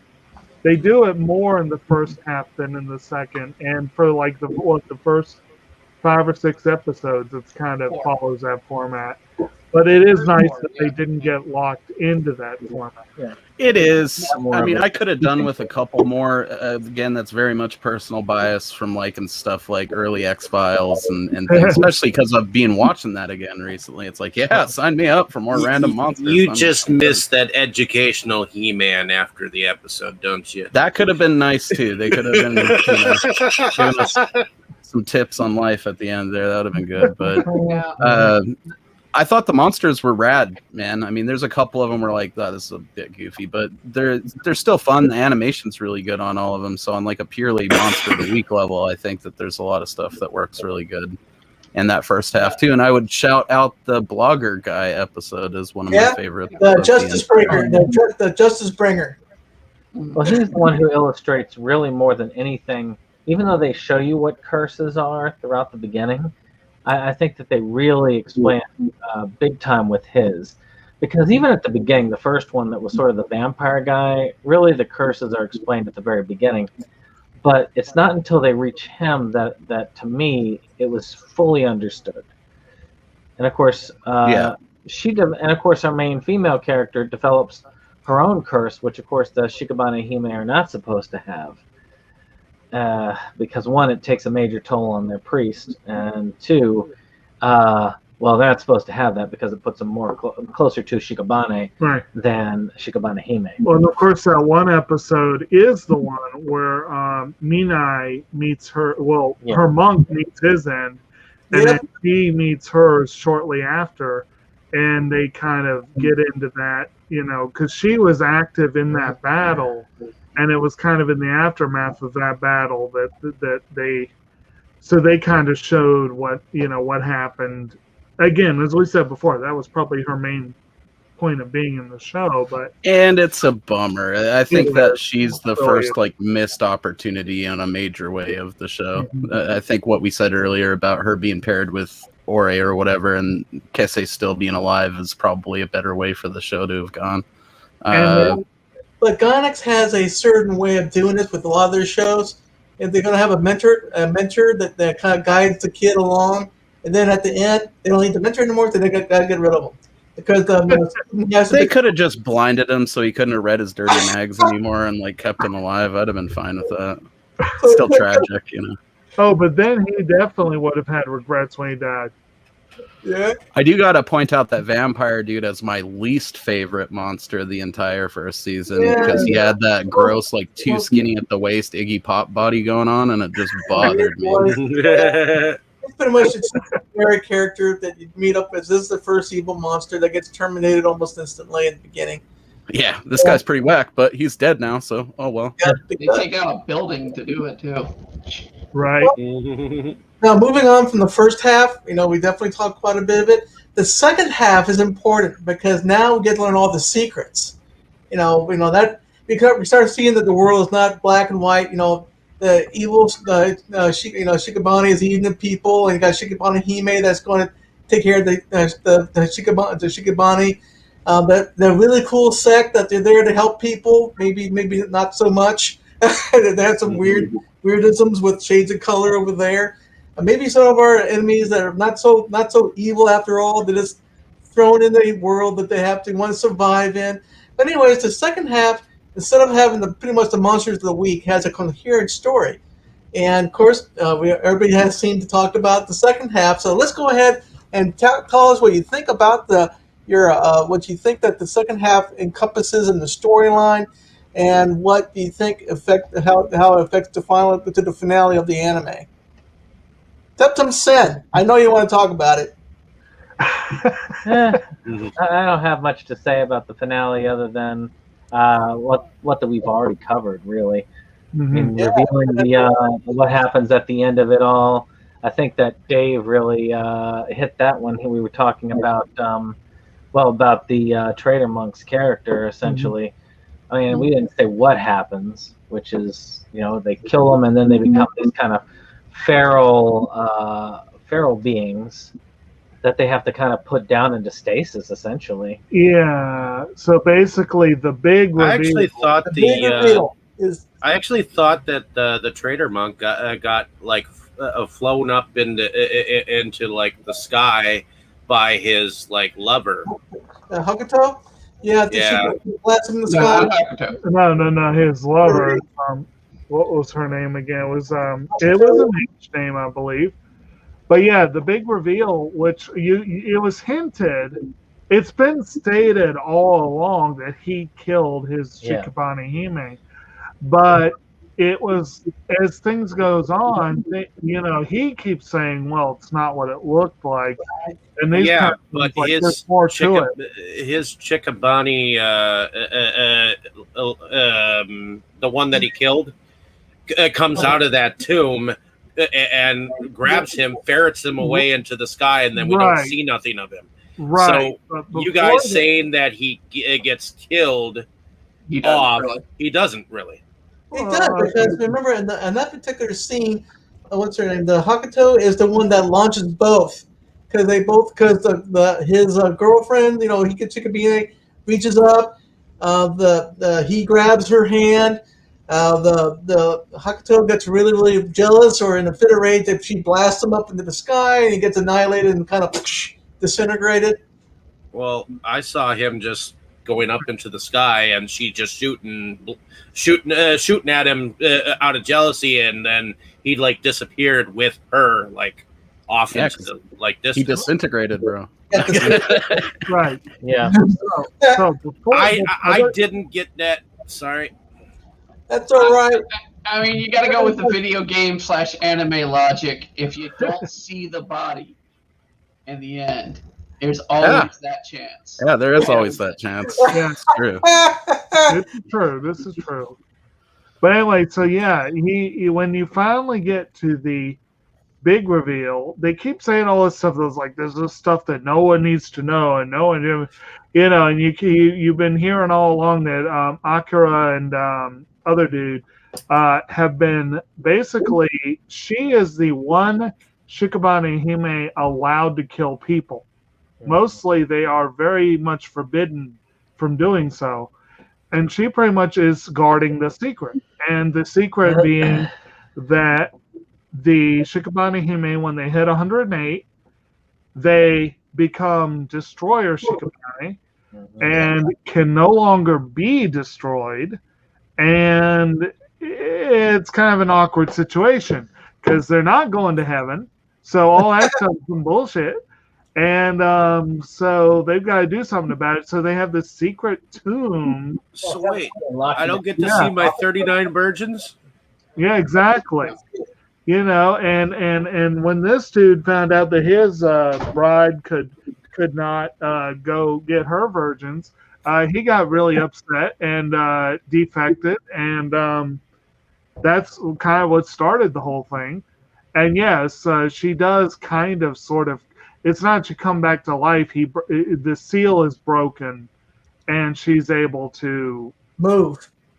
Yes, and then Hokuto kind of gets them out of.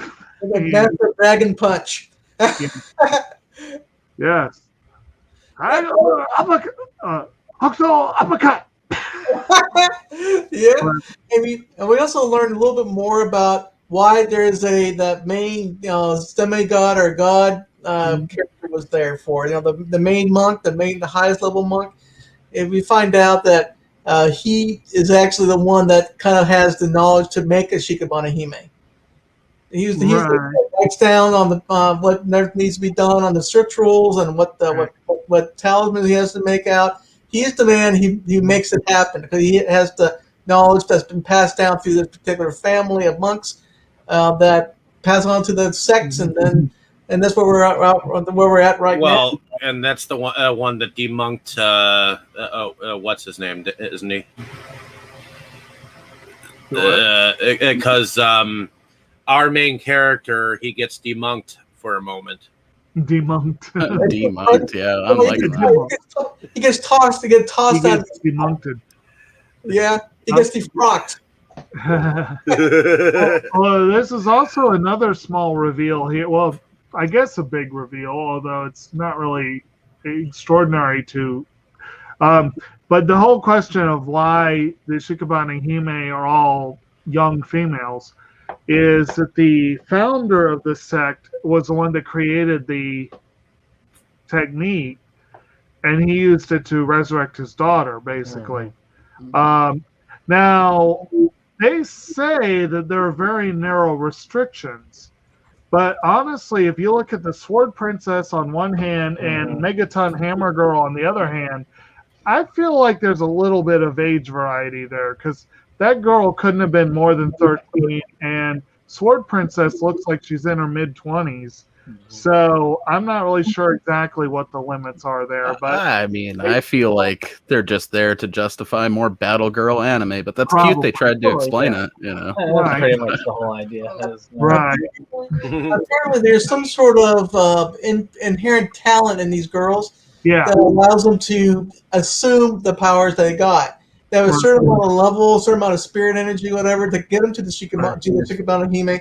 And when they get there, they have a certain amount of power to do something with a particular weapon. Because all of them use weapons, all of them do. And I love that, I don't know why, but I love how the monks have a specific spirit rune.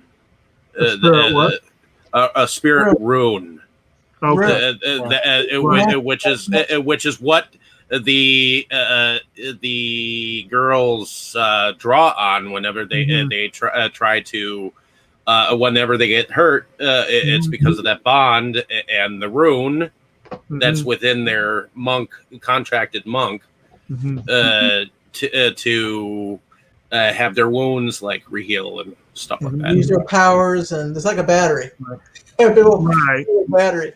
I think of it like kind of like mana in a sense. It is mana. It is mana when it comes down to it. But yeah, the fact that it does come directly from the monks does add kind of an interesting element, and it helps put a limiter on it. Yeah, sucking that life juice, bro. You can't do it forever. Exactly. You find out that the monk is not sufficiently trained. He or she could literally die from being sucked dry by their. Can't we all? Well, you looked like you were going to say something there for a minute, Brittany. Yeah. I mean, basically, it's the overall plot of the villains, in a sense, is to break that bond. And so, I mean, that is what they go out and do. They break the bond. And then all of a sudden, and this is the cheesiest part of the anime, which just made me pissed off. friendship compelling them to go on. Because their friendship and their love for each other, friendship, and all this stuff, they'll come together again in one big happy family. The bond of friendship when it's really shown it all the way. more like some BDSM love, you know? They might as well bring fire and friendship beams out of their like. I have almost come to associate that heavily with Fairy Tail because it's such a huge part of that. I think with some of the characters, it was absolutely okay. I feel like it was not a stretch with some of those pairings. With some of them, it was a bit of a stretch. You know, Particularly the ones we didn't know. I mean, that's kind of the problem where they didn't flesh out the connections. Right. I kind of agree with you, Imbra, that we don't have a whole lot of backstory other than a little bit of snippet with a couple of the couples, and that's about it. Everything other than that was glossed over. So they're jammed together. We'll go ahead and take care of the bad guys, and we'll move on to the next villain for the week. Kind of storyline. They really needed like that extra, 12, 13 episodes, I think, peppered in between different episodes, to just balance it out more and spread it out. Probably, like Brittany said, include stuff that they had to have cut shit out from the manga. I refuse to believe that there wasn't a ton of that. And you mentioned all those characters that were present. There's a lot of characters listed on the wiki page that are said manga only. But I was a little surprised that they didn't flesh out the anime characters with more backstory, because I usually see that when I look at the wiki pages. But so it could be that they didn't cut a lot out for those characters, but I don't know. I haven't read it. In fact, let's see here. The original run was okay. Here's the reason. I can give you the reason right now. Looking on the Wikipedia page for the manga run, the anime occurred in middle season of the manga. Okay. So the anime took probably concepts of what the manga was going to be and condensed it into the ending. Right. And then they were just like, whatever, boobs. Let's put that. The manga did it in 2014, and the anime is 2008. So 08 and 09, yeah. Oh shit, we got a comment here. Yeah, we got legendary anime fan, Japan fan says, "Hey, I'm back from playing Tsukihime Remake for PlayStation 4. OMG, 10 hours, still beginning part of walkthrough. Wait for this game like 20 years. That's dedication, bro. Congratulations. I'm glad you're enjoying it." I need to watch that anime because Tsukihime is a. Well, you're going to have to watch because Fate is the world. And if you don't watch Fate, you got to watch it. You have to watch Hitsukihime. You have to watch that show.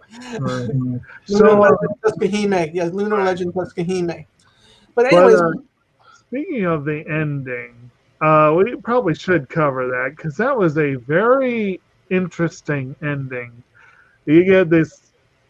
You've had several fights between Makina and Hokuto over the course of the show, and then there's this. They're back at it at the end, and it's the end, and it's yeah. The thing is that there's this theme running through that last episode before the OVA, where she finally says to herself, "I am living, and so are you."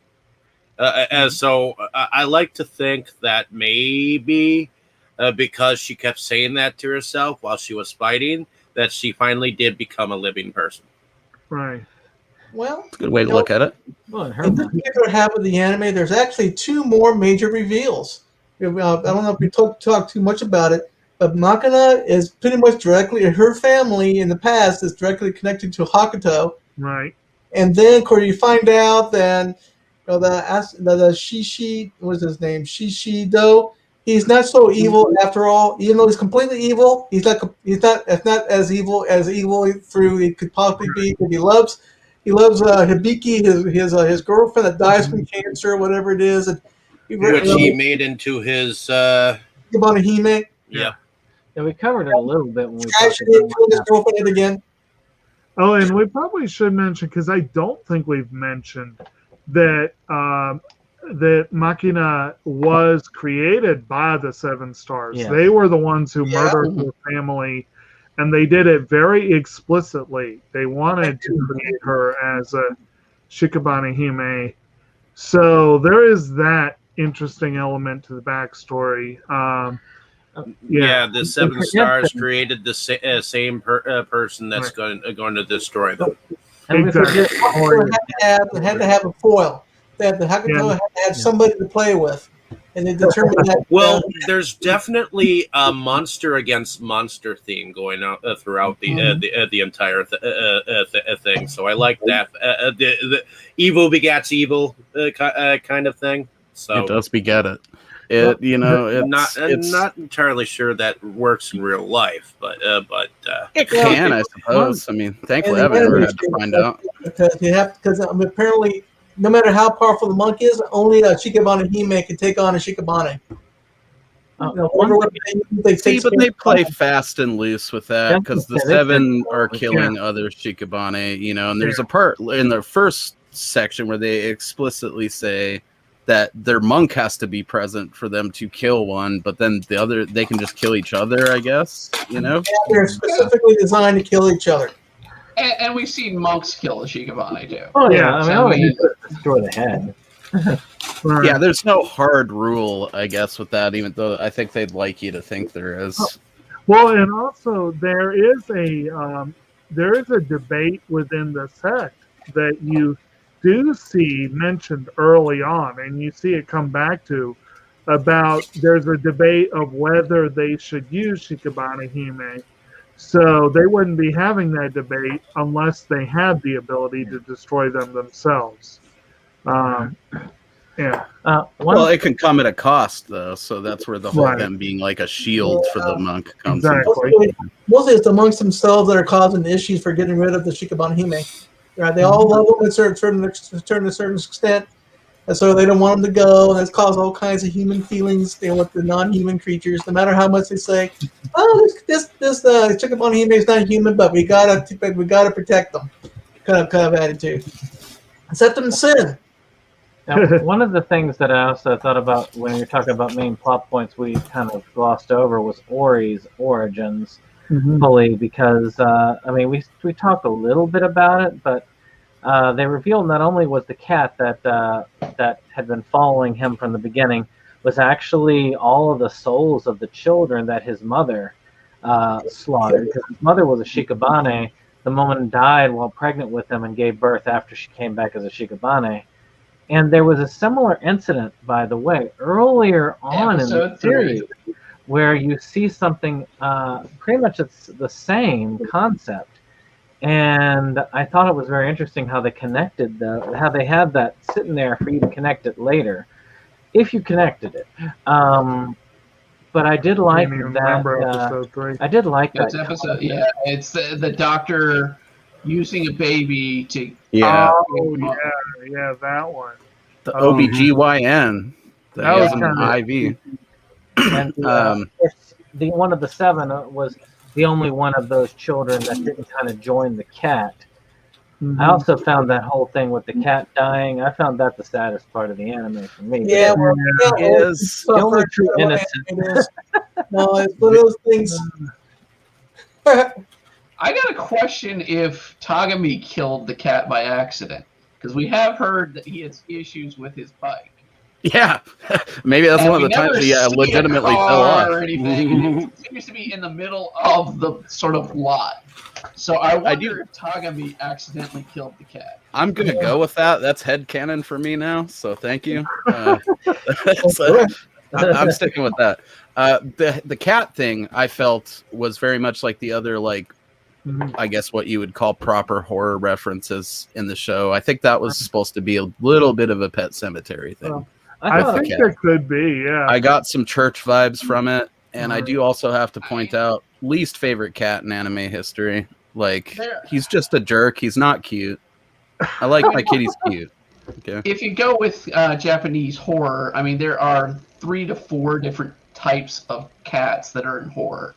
And it's pretty much decided that, or there's legends that if a cat lives 100 years, it takes on its, personality. And so seeing that, especially a black cat in an anime, usually that's representing this dark, evil presence of basically the mystery of the unknown in Japan. Oh yeah, So, I've it's no very doubt represented there. Yeah, I've no doubt it's got some root in like folklore or whatever. I think a lot of the show was kind of playing off of that, but just visually, there was a couple of scenes like where its eyes would like light up, and you'd just see the silhouette of the cat, kind of thing that really like gave me Pet Cemetery vibes. So I just call the cat as Jekyll and Hyde familiar. One thing I do kind of. One thing I kind of wonder. They had a friendly relationship with him, right? He was like a guardian, a person with a spirit guard, a guy that would force him into seeing stuff. He was trying to guide him. Asshole. Yeah. Oh, yeah. Did we have to find he out? really was. It really is. So yeah. Hey, he made him grab breast goddess's boobies, so that's at least something good came out of it. Encouragement here and there for the guy. Boy, she smacked the shit out of that boy too. I love that.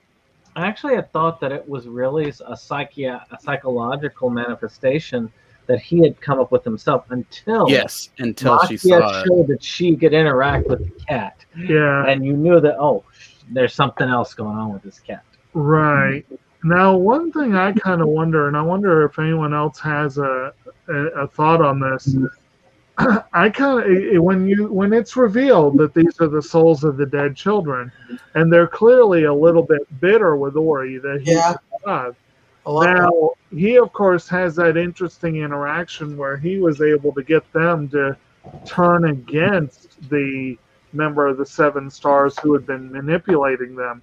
Well, yeah, he's like, fuck this shit. I'm going to take over your body and do this shit myself. Right, but but before that, you kind of wonder if these are the kids and they're really bitter about this guy, are they leading them into one situation after situation after situation with these Shikigami because they want him to get killed? Or like, what's the motivation? And that's one thing that once it was revealed what the cat was, that was my question. Like, what was its motivation this whole time for drawing him into all these events? Was it hoping that he would be collateral damage, or? Baby ghosts are cool though. My impression was that the cat, the conglomeration of children, wanted him to become spiritually aware, because he wanted to pull him into their world, how they see things, right? Because they wanted him. Don't forget, the cat wants him to suffer. And he's friendly, but he also wants him to suffer. So the more and more the horror that is present around him gives the cat a certain amount of satisfaction. But now the boy could suffer more. Yeah, I mean, and you could put that too with the whole curiosity killed the cat idea of like it leading him into these things so that whether he liked it or not, he was going to be led down the path of getting involved in all this, It could be a test to see how powerful he could be. If he just died through, simply died quite easily, there'll be one more irritant to get for the cat to get rid of. I really think that mostly it was there to shepherd them through to his spiritual journey so they can finally meet each other as they're supposed to be. Right. I mean, like, if the cat hadn't been involved, he probably, with his little death obsession, would have just had, like, a goth phase in high school and got into photography so he could snap photos of roadkill, which I believe I have seen in an anime before, actually. You mean like if they American Beautied it? Yeah, he would have just been a weirdo, like a regular run-of-the-mill weirdo, I think. Well, they had that weird little subplot, but that was a different motivation. I'm thinking of the younger sibling in a silent voice, but that was a different motivation behind that. But I do think they did point out that him losing the cat was his first. It was really the first time he showed emotion, and that he had been kind of Withdrawn. like almost completely innocent of the concept of death, I guess, but not at all upset by it either. It was just kind of there. And the cat kind of brought him back to reality there. But even so, he still has an unhealthy, you could argue, unhealthy lack of concern about death, I guess you could say. But he doesn't glorify it the way Nozomi does. But he has an unusually blasé reaction to it at first. All right. Does anybody have anything else to say about the cat? All the kind talked out. Yeah. Not that I know of. Moving this, of course, we Totally is a silent voice that I was thinking of with the dead animal photography and stuff or whatever. So, I know we had good been on you, hitting, Dick. we've been hitting the ending before this, and Brittany, I know you were talking to us that you had some notes about the ending you wanted to share. Go ahead. I mean, it kind of got answered. I mean, we've covered it. It was more that end. The power of friendship was a concept that just bugged me to hell. But I mean, also, you get the feeling, and I think we figured this out when we pulled up and found out where the anime and the manga meet. So I mean, once you it's a good example of if a manga hasn't completed, the anime is going to go a different route. We've seen it here. We've seen it in Full Metal Alchemist, the first version of it. I mean, it happens. I mean, we even see it sort of in Bleach, where they just take off with filler after filler. Lord. I feel like Full Metal's a better example of how to do it maybe right. Yeah, because Or better. Like the way Full Metal ended, but I mean, Brotherhood does have a better, more complete story. I think it's close to the manga. Yeah, I think it's really close to what it needs to be. So, I love World War II weirdness that they put out. With the funny armor, with the Nazis in they always put the Nazis in there somehow. With the funny armor and all this They stuff. need to do a crossover with Hellsing. Yeah, Hellsing's another one that did it. The original Hellsing versus the Hellsing Ultimate version. So I mean, that's another one where they kind of just took it and ran with it while the manga was still running. Yeah. And I think we've gotten to the point now in anime currently where they don't like to do that. Right. They still do fillers, but sometimes they'll just stretch out an episode with filler. In Dragon Ball Z a lot. Or they'll wait a couple seasons. Again, Promised Neverland, the first season follows Fantastic show. but it only goes up to about a quarter of the manga. The manga basically has 3 or 4 major plot lines, and the second season they held for I think a full year before they brought it out. Full year, and then I think they're doing the same with the third season. No, I don't think they're going to do a third season. You don't think so? The second season did not go over well. People, I mean, unfortunately, I still haven't seen the second. The best part of that manga was the early part, unfortunately, and there's a reason why it has short run. Sadly. Yeah, I'll mess with it when I finish the manga eventually. I'm liking it all. Like I said, I'm almost done with it. But I admit the first part was the strongest part. But my kid's collecting the volumes physically, so that's cool too. It gives me an excuse to have them on the shelf without paying all my own money for them. So that's always dope. Then sometimes you get one where it's like they go off manga, paint themselves into a corner, think they still need to do a second season anyway, And of course, I'm thinking of Black Butler. Yeah, I knew exactly where you were going with that. So I missed the intro to this, but when did this anime come out? In 2008. This one? Okay. Yeah. Oh, wait. 2008, 2009. Well, that And- might and explain.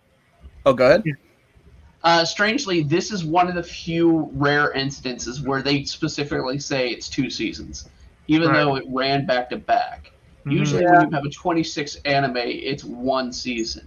But this is specifically saying first 13 was 1 season, and the next 13. So Horror was the basically, second one. they The didn't get first was approval Baki for the and the last second was 13 Koro. Yeah.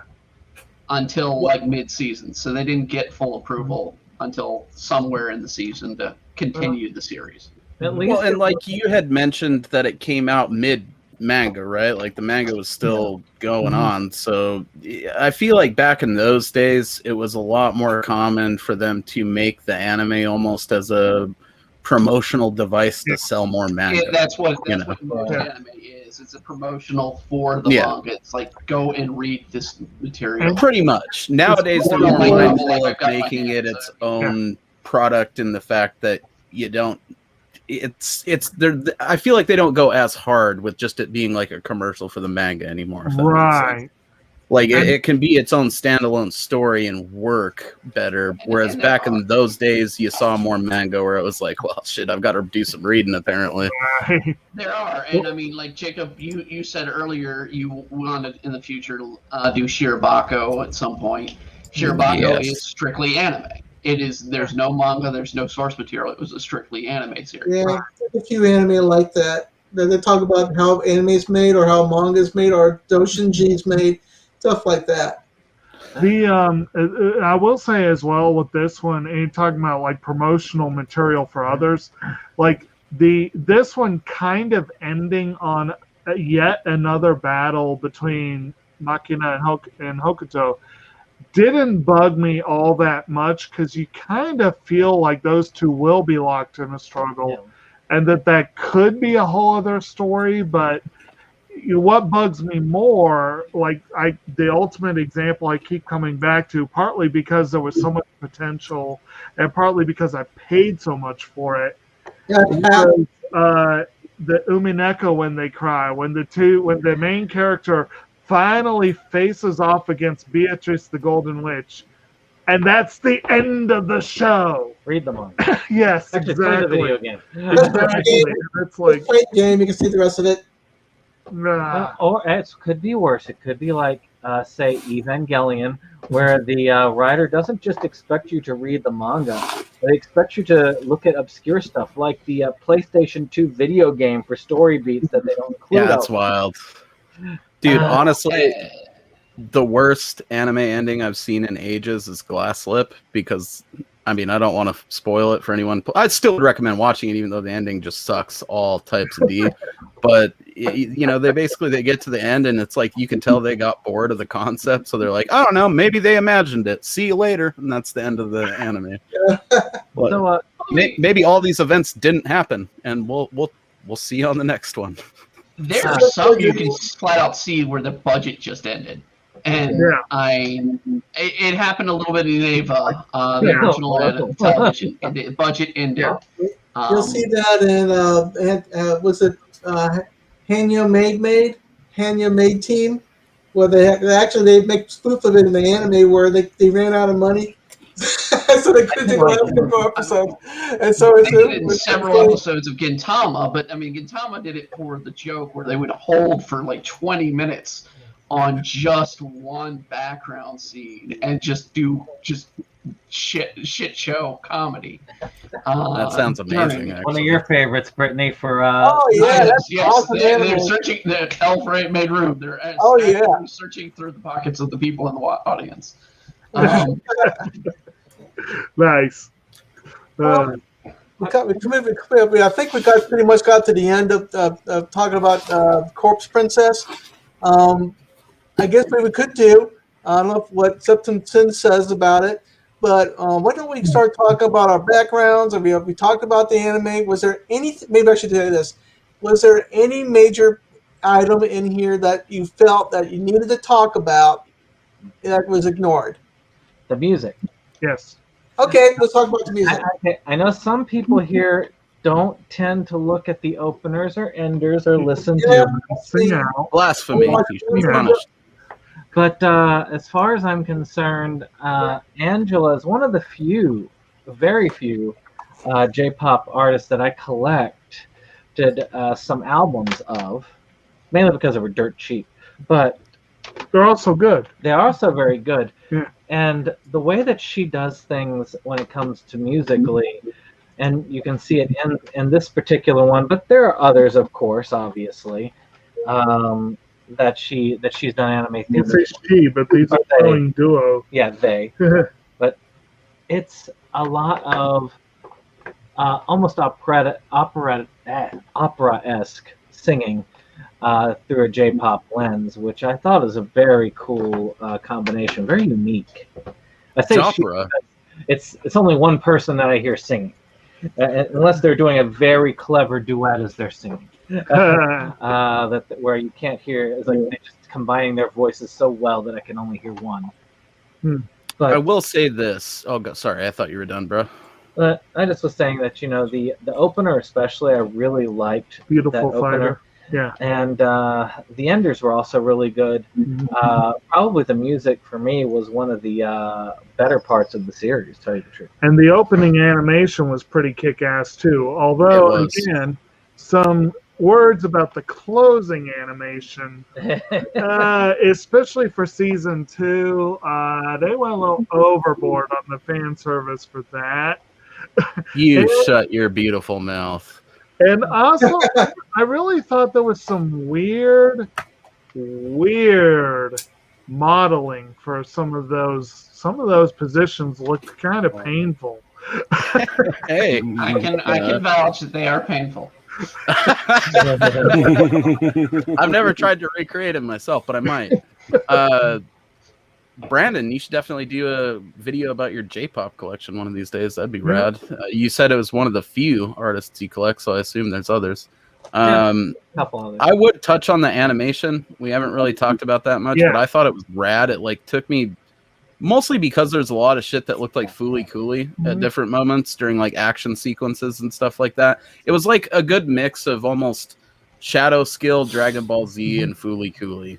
Well, don't forget Gainax, so you're going to have fluid animation like in Gillian. You're going to have it getting Fooly Cooly. It's going to have the Gainax look to it. Well, part of the Gainax look, unfortunately, We lost that it's sometimes uneven. Like, they will put a lot of effort into certain sequences and then skimp on others. And there are where the characters went off model. Or I love it. I love that, dude. Because it just took me right back to watching Fooly Cooly in high school and also Dragon Ball Z and Shadow Skill and stuff. Oh, Jacob. Breaking my heart. This director that directed this series, the director of the full series, did several episodes of Naruto. That's one of their big ones. They also did Gilgamesh, Giant Robo, and Lupin Dead or Alive, which I believe is the one I really love. I don't fully recall which one that is. Is it the Lupin watching thing? Well, it's just to my point, it goes back to that high school shit of watching that kind of stuff. Like I said, Dragon Ball, Fooly Cooly, fucking Shadow Skill, and staying up late, smoking weed, just watching weird anime, and the way that it does change sometimes, and how the monsters have that Akira-esque transformation thing they do sometimes and stuff. I really liked the look of the show in general, I guess. In general, yes. I thought there were moments where it was for sure. Yeah. I think where it was definitely the B team drawing these frames, Exactly, yeah.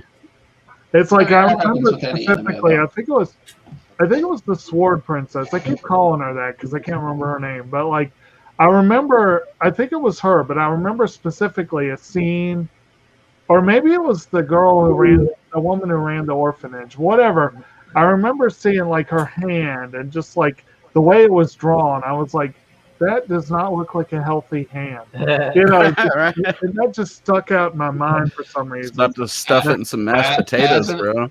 As an artist, I can say hands are where you're gonna most likely see the fuck ups, Right. because people will screw up the hands easily. Look at Rob Liefeld, bro. Notorious well, for even like lots me. of pouches and bad hands and feet. That's He loved them feet. he really did. Jim Lee Those doesn't like pointy feet either. bastards. I mean, Jim Lee will avoid those feet as well. I also would say the little bits of humor that were like, I guess, more quick humor, not necessarily the stuff that they really drove home, like the, Keisei stuff and things like that. But the little moments, like where that girl whaps Ore with the pistol, and he's like, "Did you just pistol whip me?" Like, I had to rewind that and watch it a couple of times because it was fucking hilarious. Or another really good moment was when he first moves into his apartment and he's got all that food, and his friends Uishi and that other kid come over and they're eating his food, and that lady kicks him out because he's got a fever or whatever, and he's like, "Well, check on your food later." Oh, I mean you. Like that's such awesome, fun, with friends like these, It's good stuff. All right. Let's start with our favorite scenes. Starting with SeptumSin. What was your favorite scene through the whole thing? I actually would say I would go with just the episode where we actually see what happens with with one of the corpse princesses when she ends up getting separated from her master. The whole thing, I think, was a really terrible yet well-told piece of plot that did a good job of helping us move thoroughly through. Yeah, one thing I don't think we mentioned about that was that Ori accidentally ends up being the one to deliver her directly to the people who were going to deliver her. He accidentally took her straight to her doom and didn't even realize it. So that was interesting. That part feels bittersweet for me because it does feel like I feel like they even thought they might go a different direction with it until the last minute, because the guy's explaining how they could solve this problem, and then she's just fucking dead. Like a cut or two later, she's just laying there dead. So unless my video file glitched out when I was playing it, I don't think it even showed them kill her. It was just it happened. So probably good. That part of that bugs me, but it was, like you said, a well-executed little terrible bit of ugliness. It was good stuff. What about you, Brittany? Actually, I'm going to pull a scene that not many people would go, and at being an artist, this was a scene that amazed me, and that is when they basically introduce Nozumi. They're dealing with this Shikabane who is a Shikigami, and I have to explain what a Shikigami is. A paper ghost, but he is all money, and each individual piece of money is seen building this body, and that is a bitch to draw. And I was just like, wow, that's nicely done. It really was. It was very fluid. You could very much tell that it was supposed to be individual pieces of money, and in defense of the fan service, when they had all the bits of money fly out and slice up the breast goddess, they could have very easily had it just shred all of her clothes off of her, and had her just in the skivvies. You know what I mean? It makes me think back to that scene in Blue Seed in the second episode where just her skirts off out of the gate for no reason. It just the first thing So, I mean, I'm glad they didn't do that. I think with a lot of that stuff, at least at first, they tempered it a little bit and didn't, go beyond the realms of reason with it. I really appreciated that monster. It was one of my favorites as well. Dave, what about yours? I'm trying to think, because there's so many little things. I like any scene that Flesh shows up. I get a kick out of Nozomi's on top with our main character, but as a well.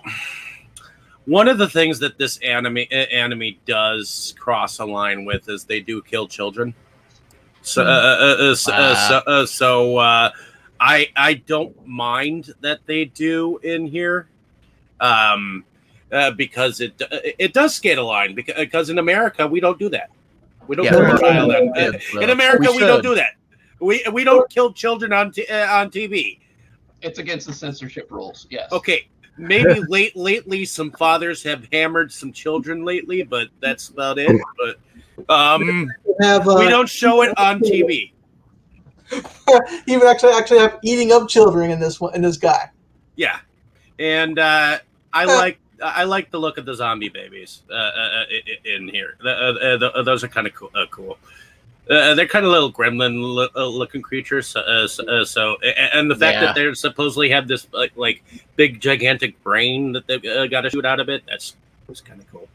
And that one girl had like, even though she was in like weird little creature form, she still had sort of pigtails or whatever. Mm-hmm. I liked how they incorporated that in the design, and then just made the other two boys like little bald-headed demon babies, you know.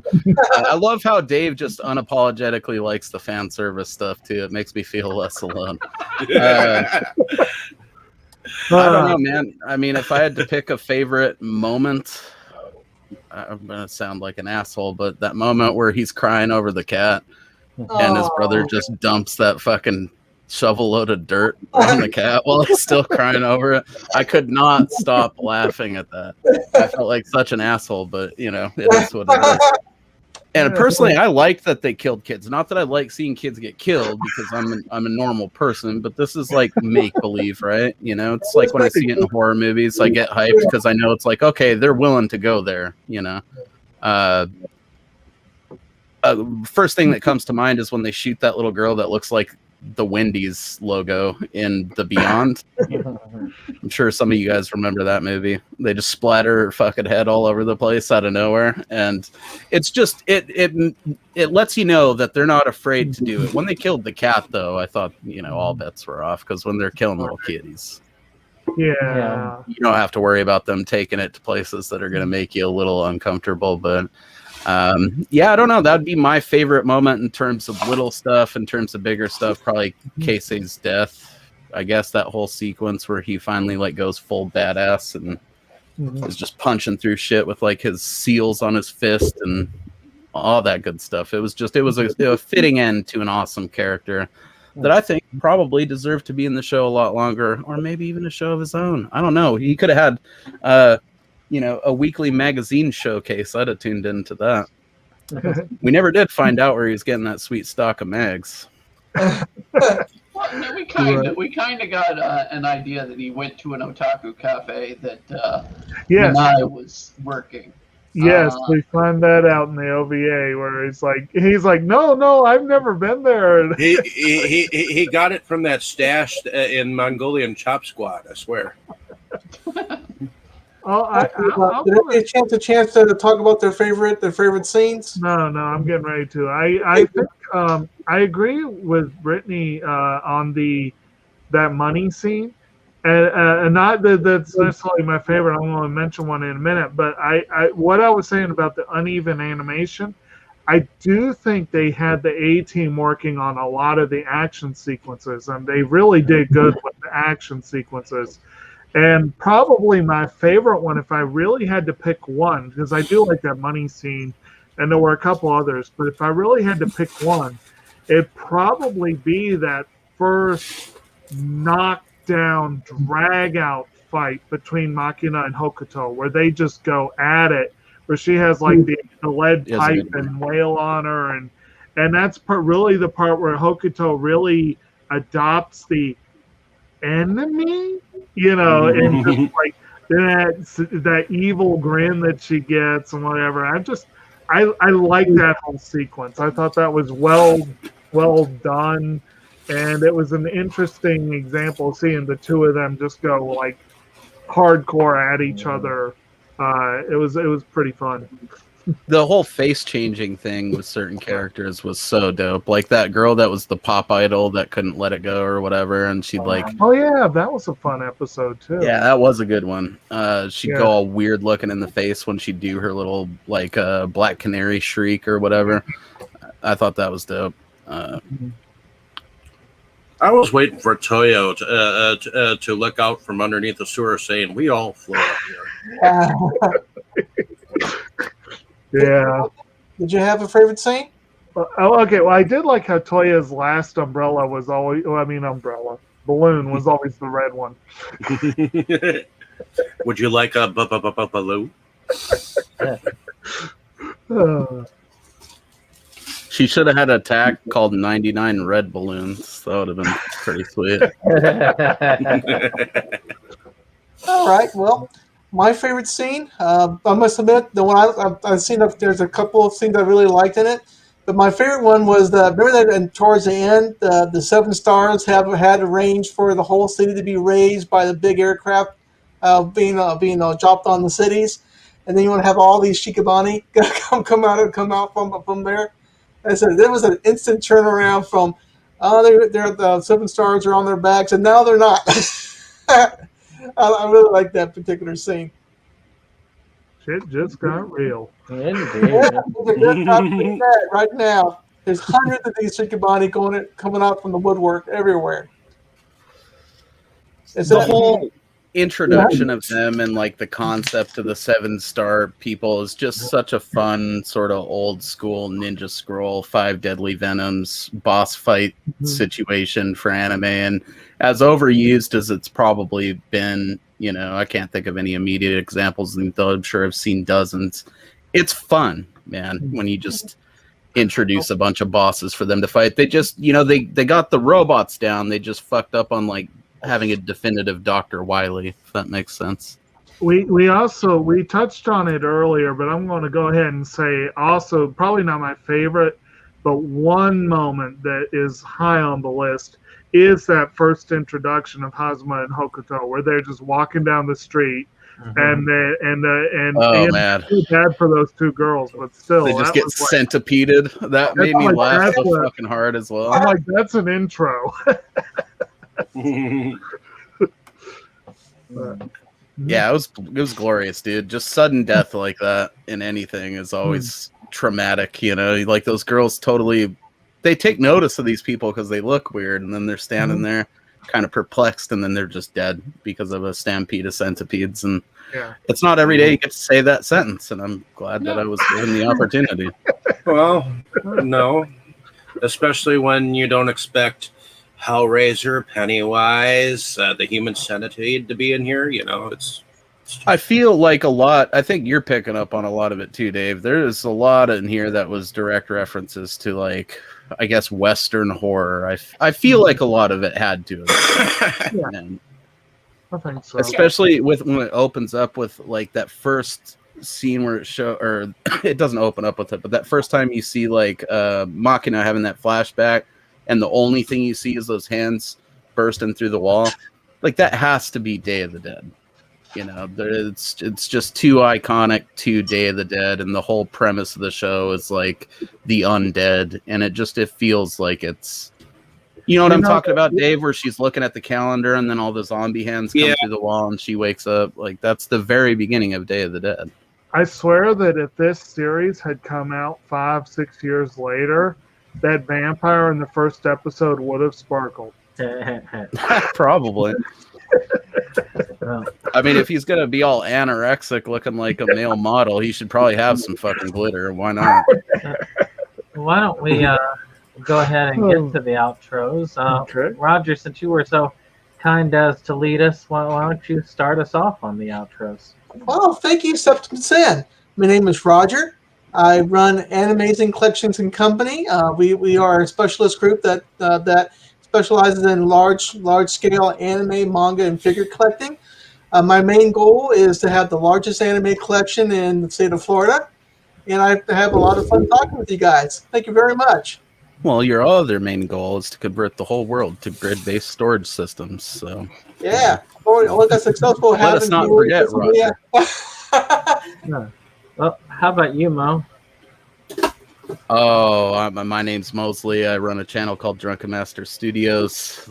Anymore, I just mainly do full moon content. So if you're familiar with like full moon entertainment from when you were a kid, renting videos at your local video store in the horror section, you'll probably enjoy a lot of those. Got some really big things to unveil here in the next couple of weeks, and a pretty awesome event that I'm going to be announcing in the near future. So look forward to that. But in the meantime, go over there, get caught up on the reviews. Hopefully it'll remind you of some fun shit that you watched back in the day, and you can go check it out on Tubi because they have a deal with those guys. So it's basically all available for free. I had a full moon pickup for this Wednesday's pickups we filmed. You have a couple more heading out tomorrow too, bud. So, Dave.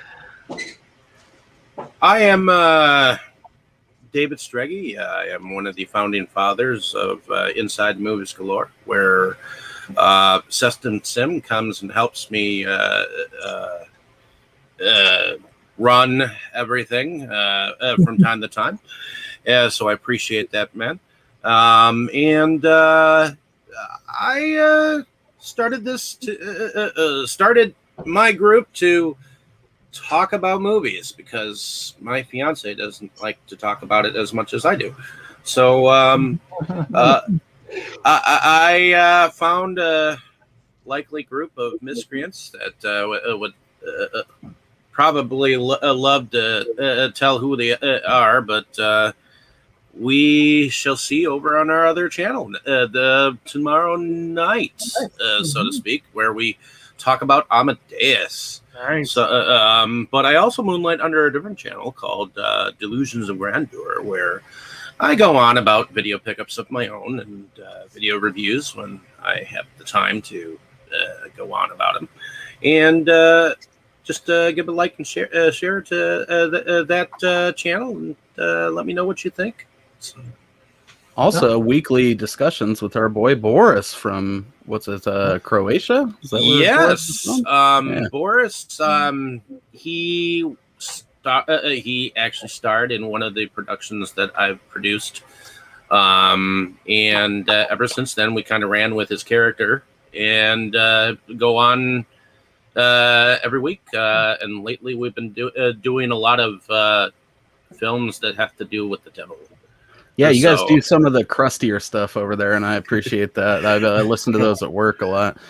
Dave, I know your lady doesn't like to talk about horror films, but if it ever doesn't work out with her, I'll gladly marry a Chuck and Larry style for tax purposes, and we can talk about horror as much as you like. How about you, Brittany? Well, my name is Brittany Dotson, otherwise known as Embryo Arts. I have an extensive collection of art, and I do live streams every Saturday on my YouTube, on YouTube, Twitch, and Facebook.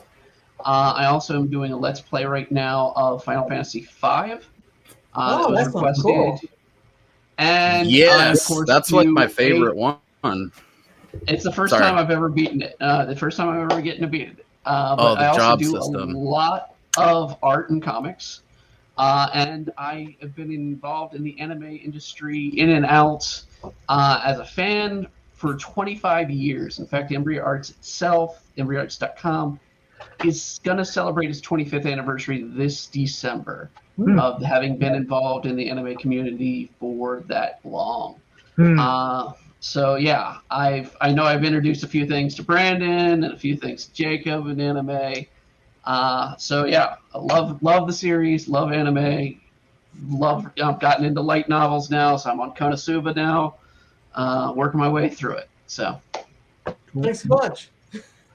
All right. So did you have anything that you wanted to throw out, Jake, as far as for your own stuff? I don't think you have anything. Did you have anything that you want to advertise? Well, I mean, Kotobukijake, I co-host SeptumSin vs. World, and so y'all see me here every week, and also on Movies Galore, where I have a lot of fun, and I am looking forward to the Amadeus discussion. That is a high-quality film.